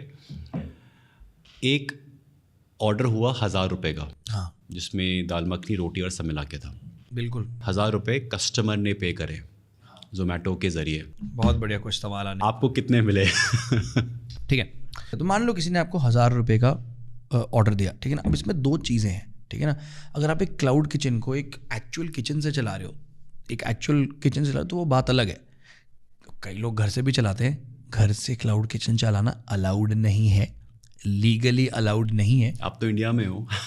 वो तो आप इंडिया में, घर पे आप शोरूम बनाओ वो आपके ऊपर है, ठीक है ना। आप सांप बेचो, कुछ भी बेचो, but I get this, legally allowed नहीं है। ठीक है, कर सकते हैं, काफ़ी लोगों को मैंने देखा है कर रहे हैं, क्या पता कोई लूप होल हो, क्या पता कोई तरीका है करने का, मैंने कभी ट्राई नहीं किया तो मुझे नहीं पता, ठीक है ना। तो बट एक्चुअल जो एक, ठीक है, फॉर्मल स्ट्रक्चर को बना, कमर्शियल प्लेस लिया आपने, वहाँ पे आप किचन आपने एस्टैब्लिश करी, ठीक है ना। वहाँ से आप तो चीज़ें बना के बेच रहे। 1000 रुपये का ऑर्डर है, 1000 रुपये में सबसे पहले तो आप 30% मान लेते, 30% आपकी फूड कॉस्ट, तो 300 रुपये निकल गया, ठीक है ना, बच गए 700 रुपये, ओके, ठीक है ना। अब इसके बाद आप इसमें से निकालो आपकी पैकेजिंग का कॉस्ट, ठीक है ना। 5% आप पैकेजिंग पे निकाल दो, ठीक है ना। फिर 35 रुपये, 35 रुपये हो गए। अब ये बचा आपका 35%, क्यों 35% ना, मतलब टोटल करके 30% इज, अच्छा वैसे कर रहे हो आप, ओके, परसेंट 100 रुपये पे कर लेते हैं भाई, सबसे आसान है, ठीक है ना, 100 रुपये पे कर लो आप, ठीक है ना। तो अगर आपके पास 100 रुपये 30% आपका फूड पे गया, 5% आपका गया पैकेजिंग पे, ठीक है ना। तो अगर आप 100 रुपये पे करते हो, 100 रुपये का आपके पास ऑर्डर आया, उसमें 30% आपकी फूड कॉस्ट हो गई, 5% आपका पैकेजिंग हो गया, ठीक है ना। अब आपकी नेक्स्ट इज आपकी ओवरहेड कॉस्ट, जोमेटो और स्विगी की कमीशंस, ठीक है ना। अब ये कमीशन रेंज कर सकती है anywhere between 15% to 30%। How does it decide कि 15% या फिर 30% कमीशन जोमेटो का? ये डिपेंड करता है, जैसे भी किसी भी बिजनेस की तरह होता है, हर बिजनेस के फंडे अलग होते हैं, राइट। लाइक जो आपके अच्छे कस्टमर्स हैं उनको आप एक अच्छी प्राइसिंग देते हैं, जिनके अच्छे ऑर्डर्स होते हैं जोमेटो कम कमीशन चार्ज करता है। See this is not a formal structure, so I can not से यस होता है, ऐसा हो सकता है, हाँ, मतलब क्योंकि ये सब कुछ डिपेंडेंट है, राइट। क्योंकि जोमेटो स्विगी एक जगह पे नहीं काम करते हैं, उनकी कॉस्ट नागपुर में अलग होगी, उनकी कॉस्ट दिल्ली में अलग होगी, राइट। तो और क्योंकि नागपुर में सर्टेन अमाउंट ऑफ ऑर्डर्स आते हैं, दिल्ली में एक सर्टेन अमाउंट ऑफ ऑर्डर्स आते हैं, उनके भी P&Ls हर जगह की है, राइट। तो आप कितने ऑर्डर्स कर रहे हो, कितने AOV पे कर रहे हो, उनको कितना पैसे बना रहे हो, इससे फ़र्क पड़ता है। उस हिसाब से आपकी percentage, to be honest, decide होती है आपकी एवरेज ऑर्डर वैल्यू से। क्योंकि आप सोच के देखो, जोमेटो की कमीशन अगर 20% भी है आपकी, और आपकी एवरेज ऑर्डर वैल्यू 100 रुपये है, तो वो 20 रुपये घर लेके जा रहे हैं, उसमें क्या कॉस्ट बनेगी उनकी? बनी कुछ, मैंने आपको खुद बताया कि ऑर्डर डिलीवर करने की 70-80 रुपये की कॉस्ट है, ठीक है ना, तो वो पैसे बना ही नहीं पाएंगे। बट अगर आप 1000 रुपये का आपका एवरेज ऑर्डर वैल्यू है, ठीक है ना, उसमें वो 20% ले रहे हैं, तो उनको 200 रुपये बच रहे हैं, तो उनको अच्छा खासा बच गया ना, तो वो कम कर सकते हैं आपके लिए कमीशन। हाँ, इनको हम 15% भी दे सकते हैं, हमें 150 बनते हैं, 150 में भी हमारे ठीक ठाक पैसे बन जाते हैं, राइट। तो एवरेज ऑर्डर वैल्यू पूरा खेल है। सो 30% आपका फूड पे, 5% पैकेजिंग का, 15 से 30% ऑन द कमीशन ऑफ मान Zomato लेते और हैं इसको, Swiggy 20% मान लेते हैं ऑन एन कमीशन, एवरेज। 20% मान लेते हैं कमीशन, 10% आप 55% हो गया अभी तक। 10% आपका मान लेते हैं डिस्काउंट, अच्छा, वो भी तो हो गया, 10% डिस्काउंट भी तो दोगे, तो मांगेंगे, ठीक है ना। कूपन कोड अप्लाई हाँ, करेंगे। ठीक है ना। 8-9%, 7 मतलब 5 से 10% बीच में मार्केटिंग, एड्स भी चला रहे हो, ठीक है ना, कि अगर आप क्लाउड किचन ऑनलाइन प्रेजेंस है आपकी, तो आप 5% एड्स भी चला रहे हो, ठीक है ना। सब बता दिया। उसके बाद आपके कितना हो गया ये, करना जरा, बचा नहीं वैसे कुछ। नहीं बचा, अभी मैं बताता हूँ आपको। 30, 35, 55, 65, 70, 75% हो गया है। बचे में आपको निकालने ओवरहेड, निकालो। अब नहीं, एक सेकंड, ऐसा बंद नहीं करते हैं business। ऐसा नहीं है कि ऐसा सोचते भी नहीं है। नहीं, ऐसा नहीं कि डेड सिनारियो है। अब इसके बाद जो बचा है उसमें आपको निकालने ओवरहेड्स। अब क्या तरीका है इसको प्रॉफिटेबल करने का? इसका प्रॉफिटेबल, अब कौन सी चीज में से आप चेंज कर सकते हो? कमीशंस कम हो सकती हैं, अगर थोड़ी हो आपकी, सकती है, अगर आपके ऑर्डर्स बढ़ जाएंगे, अगर आपके या तो ऑर्डर्स बढ़ जाएंगे, आपका साइज बढ़ साइज जाएगा, बढ़ जाएगा, राइट। अगर आपसे रेवेन्यू और आने लगेगा क्योंकि आप अच्छे कस्टमर बन जाओगे जोमेटो स्विगी को, तो आप स्लैब हो जाएगा। एग्जैक्टली तो मैंने यही बोला ना कि आपको अगर क्लाउड किचन बिजनेस बनाना है तो आपको 5, 6, 7, 8 आउटलेट खोलने ही पड़ेंगे। ये एक चीज होगी, तो कमीशंस कम हो सकती है, 1, 2 मार्केटिंग पे खर्चा कम हो सकता है। मार्केटिंग पे खर्चा कम कैसे होगा? जब आपके प्रोडक्ट में पुल वैल्यू होगी और वो सिर्फ पुश करने पे नहीं बिकेगा। इसका मतलब क्या? इसका मतलब प्रोडक्ट हीरो होना पड़ेगा। प्रोडक्ट के लिए मुझे सर्च करना पड़ेगा ताकि आपको मार्केटिंग में इतना ना खर्चना पड़े, तो मार्केटिंग कम हो सकता है, ठीक है ना। उसके बाद आपने 5, 6, 7 आउटलेट खोल लिए, सारे क्लाउड किचन अगर खोल लिए, तो आपका economies of scale kick in करता है, 4-5% वहाँ पे भी कम हो जाएगा। आपको हर जगह स्टाफिंग में भी करना पड़ता, तो बचा के 7 से 8-10% तक बचता है, जो मैंने आपको बताया था। 8-10% आप बचा सकते हो क्लाउड किचन में, लेकिन तब जब आपके पास 5, 6, 7, 8 आउटलेट, मल्टीपल आउटलेट्स होना जरूरी है यार, या फिर 1-2 आउटलेट जिनका AOV 800-1000 रुपये हो, तो फिर भी it makes. Do you have any idea कि जोमेटो या स्विगी पे ऐसा कौन सा क्लाउड किचन है जो कि सबसे ज़्यादा सेल करता है इन अ डे? बहुत है। कितना करता होगा एक दिन में सेल? मेरा एक दोस्त था, वो एक रेस्टोरेंट चलाता था, पिज्ज़ा ऑन माई प्लेट, देखेगा तो खुश हो जाएगा वो, तुषार और सहज। वो एक आउटलेट से आई थिंक एक टाइम पे 30, 35, 40 लाख की भी सेल कर रहे थे एक outlet in a day? In one नहीं in a month. In a month एक आउटलेट से $1 लाख अ डे, तो 1 लाख हो गया ऑलमोस्ट दिन का। वो भी करते थे, और हाँ हो जाते यार अच्छे। मतलब बहुत बहुत अच्छे देयर इज़ एक वरुण तुल्ली नाम के एक रेस्टोरेंटर है, उनके पास बड़े सारे नोशी करके, यम चा करके उनके पास रेस्टोरेंट्स है। उनका ऑनलाइन एक नोशी करके ब्रांड है, सुशी वूशी बेचता है, वो भी अच्छी खासी सेल करता होगा यार। उनका एवरेज ऑर्डर वैल्यू पता है कितना है? अगर आप और मैं मिलकर खाना मंगवाए तो 2,500-3 हज़ार रुपये एवरेज ऑर्डर वैल्यू आएगा। तो 2,000 रुपये तो कहीं नहीं गया, 2-2.5 हज़ार तो कहीं नहीं गया।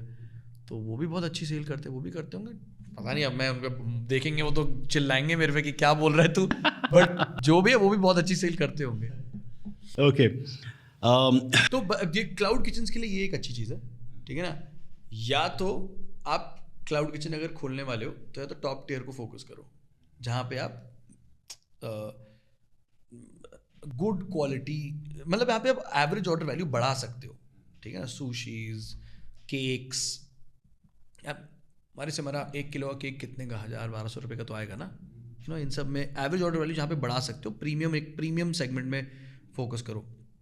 अगर आपको प्रीमियम सेगमेंट में नहीं फोकस करना है, आपको बनानी है दाल मखनी बटर चिकन, तो याद रख लो 5 से 7, 8, 10 आउटलेट बनाने पड़ेंगे जब आप मीनिंगफुल बिजनेस बना सको, ठीक है ना। मीनिंगफुल बिजनेस मतलब आपके 5, 7, 8 क्लाउड किचन होंगे ना, तो शायद से आप घर 2-2.5, 1, 1.5, 2, 2.5, 3 लाख रुपए ले जा सकते हो, शायद और भी, राइट। बस आपको एक वो दे रहा हूँ। सो मार्जिन्स बताए मुझे आपने, एक इंसान का खुद का पैशन है कि वो इसमें क्यों आ रहा है, तभी वो रेस्टोरेंट को शुरू करेगा।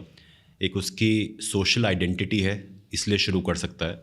When I see celebrities starting their own restaurant, चाहे वो बैस्टियन बाय शिल्पा शेट्टी जी हों, या फिर 1-8 कम्यून बाय विराट जी हों, या फिर न्यूमा बाय करण जौहर हो, सो उनका रीज़न क्या होता है? Why do they start restaurant? It's a sexy business. It's such a sexy business. Operational network कह सकते हैं? नहीं, See, maybe उनके interest भी है. Like you said, everyone wants to own a business.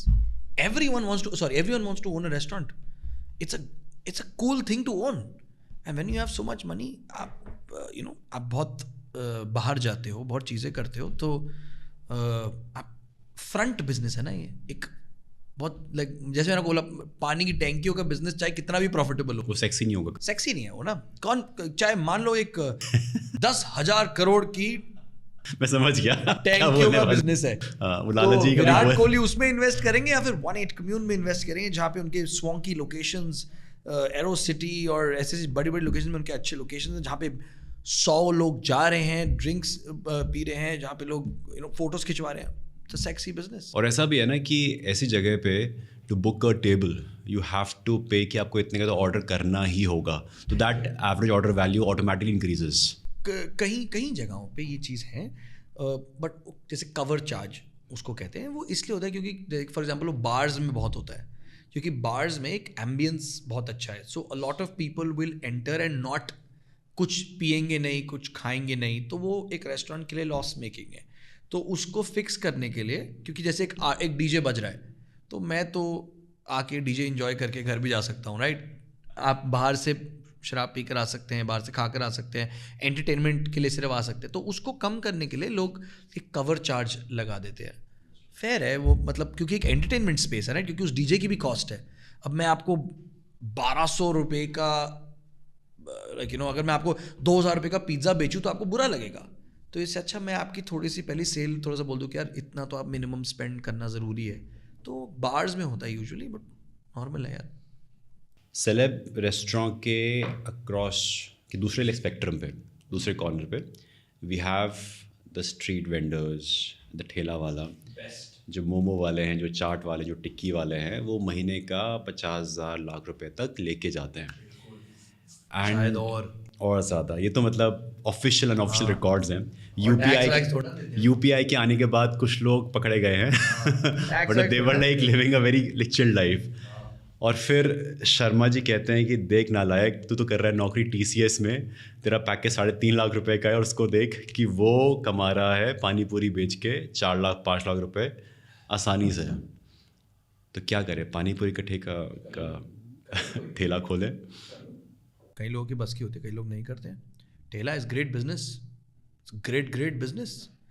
India में ठेला चलाना बहुत अच्छा बिजनेस है, क्योंकि करोड़ों में आवाम है हमारे पास। आप किसी भी सड़क में लगाओगे तो वहाँ से दिन के लाखों लोग निकलते ही निकलते हैं, कोई ना कोई। बाय प्रोबेबिलिटी आप पानी ही बेच लोगे तो ना, पानी वाली देखिए ना कार्ट्स, 1 रुपये का पानी भी खरीद ही लेते हैं ना लोग। कर लो अगर करना, अगर इफ़ यू कैन। मैं मतलब मेरा ज़िंदगी में ना एक वो है ड्रीम, मैं बहुत टाइम तक दुनिया के सामने रहना चाहता हूँ, ठीक है ना। मुझे अच्छा लगता है आप जैसे लोगों से बात करना, कैमरा के सामने रहना, लोगों से इन टच रहना, लोगों के मतलब इट्स अ गुड फीलिंग यार। जब कोई मेरे को आके कहता है प्लीज़ मेरी मदद करो, मैं किसी के काम आता हूँ तो मेरे को मज़ा आता है, वैलिडेशन है। तो मैं काफ़ी टाइम तक ये करूँगा। 2, 3, 4, 5, 6 बिजनेसेस बनाना चाहता हूँ, अलग अलग टाइप के, अलग अलग इंडस्ट्रीज़ में, सिर्फ रेस्टोरेंट में नहीं, अलग अलग। फिर एक दिन मैं गायब हो जाऊँगा, एक दिन मुझे गायब हो जाना है। मैं दुनिया के किसी कोने में जाके, मेरा एक फेवरेट सैंडविच है बॉम्बे मसाला सैंडविच, मैं बॉम्बे मसाला सैंडविच की एक रेडी लगाऊंगा। मेरे को शाम को 6-7 बजे खोलूँगा, 100, 150, 200 सैंडविच बेचूँगा और घर जाके सो जाऊँगा। क्योंकि मेरे को ये रेडी वाला बिज़नेस बहुत बढ़िया लगता है, क्योंकि इसमें ना सिर्फ खाने का काम है। मतलब इसमें कोई एक्सपीरियंस का कुछ नहीं है। इसमें यह है कि मुझे खाना चाहिए, आप मेरे को खाना दे रहे हो, तो एक्सपेक्टेशंस बहुत कम है। एक्सपेक्टेशन सिर्फ यही है कि ये खाना मेरे को पच जाए, मतलब ठीक जाए, इसमें कोई केमिकल नहीं होना चाहिए, कुछ नहीं होना चाहिए। खीरा सैंडविच भी बना के दे दे, ब्रेड मक्खन खीरा बना के दे दे, मैं खा लूँगा, खुशी से खा लूँगा, 10-15-20 रुपये तेरे को दे दूँगा। मेरे को वो करना है तो मैं वो करूँगा किस दिन। मेरे को ठेले का बिजनेस बहुत बढ़िया लगता है। And this market is unregulated, completely unregulated. Funny है ना? कुछ पता ही नहीं है कि यहाँ पे टैक्स कितना पहुँच रहा है सरकार के पास। किसी को कुछ नहीं पता है इसमें कितना, कुछ नहीं पहुंच रहा यार दिवस। क्या आप मतलब बस बिकॉज हम पॉडकास्ट पे, तो क्या मैं I am sorry I can not do this. बताओ कोई नहीं दे रहा यार। कौन दे रहा है? स्ट्रीट फूड वेंडर्स आपको लग रहा है टैक्स दे रहे हो, तो अब देना पड़ रहा है बिकॉज यूपीआई आ गया है। अब मेरे पास तो यूपीआई है बॉस, सिर्फ मेरे पास नहीं है कैश। मैं पानी पूरी खाने हूँ, मेरे पास तो यूपीआई है सिर्फ। अब करो भाई। बट तो बहुत है, करोड़ों पति हैं यार ठेले वाले, पनवाड़ी लोग बहुत अच्छा बिजनेस करते हैं। शुरू करना है जुगलीन। सो कबीर भाई, आपकी तरफ से 3 गोल्डन टिप्स या 3 dos and don'ts of dos and don'ts of starting a restaurant business. कोई आखिरी शब्द आपके उस नौजवान के लिए, या फिर उस बूढ़े आदमी के लिए, या फिर उस इंसान के लिए इसका ख्वाब था पर अभी तक मुकम्मल नहीं हो पाया, मे बी आपके ज़रिए मुकम्मल हो जाए, जहाँ पे उसका मकसद सिर्फ पैसा कमाना ना हो, उसका वो एक ख्वाब था जैसे आपका है, just to have an outlet to your name, क्या कहोगे उसके लिए? फर्स्ट, इन डेप्थ रिसर्च, क्योंकि मोस्ट लाइकली वो लोग होने वाले हैं जो कुछ मतलब जिनको इसमें एक्सपीरियंस नहीं है या फिर कम है, राइट? तो in depth research, take 1 year 2 years, सब कुछ के बारे में रिसर्च करो। कहाँ, किधर, कैसे, क्यों, किस तरीके से, कौन से रंग में, कौन सी क्रॉकरी, कौन सी कटलरी, ठीक है ना? क्योंकि ये मेरे डैड एक बहुत बढ़िया लाइन बोलते हैं कि in the restaurant business you have to catch every penny with your teeth. मतलब हर रुपया, एक रुपया ना दांत से पकड़ना पड़ता है, क्योंकि लो मार्जिन बिजनेस है। तो वो सारी चीज़ें ना पहले से ही एस्टिमेट्स बनाकर चलना कि किस में मेरी कितनी चीज़ में क्या खर्चा होगा, क्या होगा। और प्रैक्टिकल लोगों से बात करना जो लोग रेस्टोरेंट्स चला रहे हैं, ताकि आपको रियल टाइम कॉस्ट मिले, तो आपको रियल टाइम रिसर्च मिले कि एक्चुअल में क्या होता है। क्योंकि थियोरेटिकली तो सीएज, अकाउंटेंट्स कुछ भी लिख के दे देंगे आपको, जो एक्चुअल धंधा चला रहा है उससे पूछना कि क्या है, ठीक है ना? तो अपनी रिसर्च ढंग तरीके से करना, बिकॉज आई रियली वांट कि लोगों का आउटलेट सक्सेसफुल हो। तो ये एक चीज़ है। सब चीज़ में क्यूजीन, कॉस्ट्स, क्रॉकरी, कटलरी, क्या कमीशन, सब कुछ में। 1 2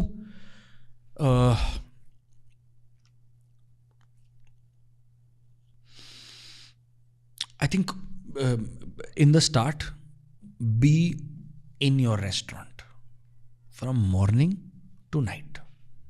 I used to, मेरे को बहुत बुरा लगता था ये करना। मेरे चाचू मेरे को हमेशा बोलते थे, बेटा दुकान बंद करके जाना है, और मैं बहुत कम करता था। लेकिन अगर आप अपनी दुकान में सुबह से लेकर रात तक रहोगे ना, तो आपको ऐसी ऐसी चीज़ें पता चलेंगी, वो ऐसी इंसाइट्स आएंगी जिसकी वजह से आप अपने बिजनेस में धमाकेदार चेंज ला सकते हो। छोटी सी चीज़ हो सकती है कि जैसे आप मतलब आप चिकन टिक्का बेच रहे हो और आप टिक्के बेच रहे हो, और हर बंदा बोल के यार आपकी चटनी बहुत बढ़िया है, आपकी चटनी बहुत बढ़िया है, आपकी चटनी बहुत बढ़िया है। क्या पता आप चटनी का ही बिजनेस शुरू कर लो, क्या पता आपको लगे कि यार मैं चटनियाँ 3-4 और शुरू कर लेता हूँ और आप चटनियों पे मशहूर हो जाओ।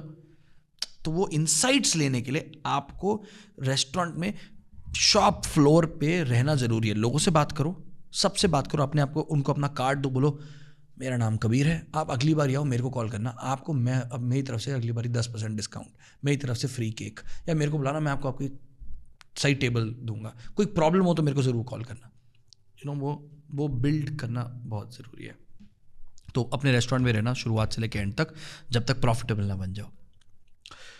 और 3, always be a work in progress, forever WIP। इसका मतलब ये है कि आप शुरू करेंगे, बहुत चीज़ें ऐसी होंगी जो नहीं चलेंगी, बहुत चीज़ें ऐसी होंगी जो चलेंगी। जो नहीं चल रही है, be quick and fast, work in progress रहो। जो नहीं चल रहा है उसको निकालो, जो चल रहा है उस पर डबल डाउन करो। तो keep changing, keep being fluid. I know मेरा मोटो है कि स्टेबल रहना, बट वो स्टेबल रहना भी चेंज से आया। किस चीज़ में मेरे को स्टेबल रहना है, ये मैंने बहुत ट्रायल एंड एरर के बाद में रियलाइज़ किया कि ये मेरी नीश है, ये मेरी आइडेंटिटी बनेगी, ठीक है ना, मेरे अलग अलग बिजनेसेस में। तो वो चेंज क्या कहते हैं उसको ना, वो लर्न फास्ट करके ऐसे ना, फील फास्ट। फेल फास्ट, है ना। तो जितना जल्दी हो सके उतना फील करो, जो भी है ट्राई करो, नहीं चल रहा है हटा दो। मेन्यू में सही है ये, लोगो में सही है ये, कोई आपकी नई मार्केटिंग टेक्निक्स में सही काम आता है। हर चीज़ में जल्दी ट्राई, नई चीज़ें ट्राई करते रहो, क्योंकि प्रोबेबिलिटी भी तो गेम है ना आपके लिए।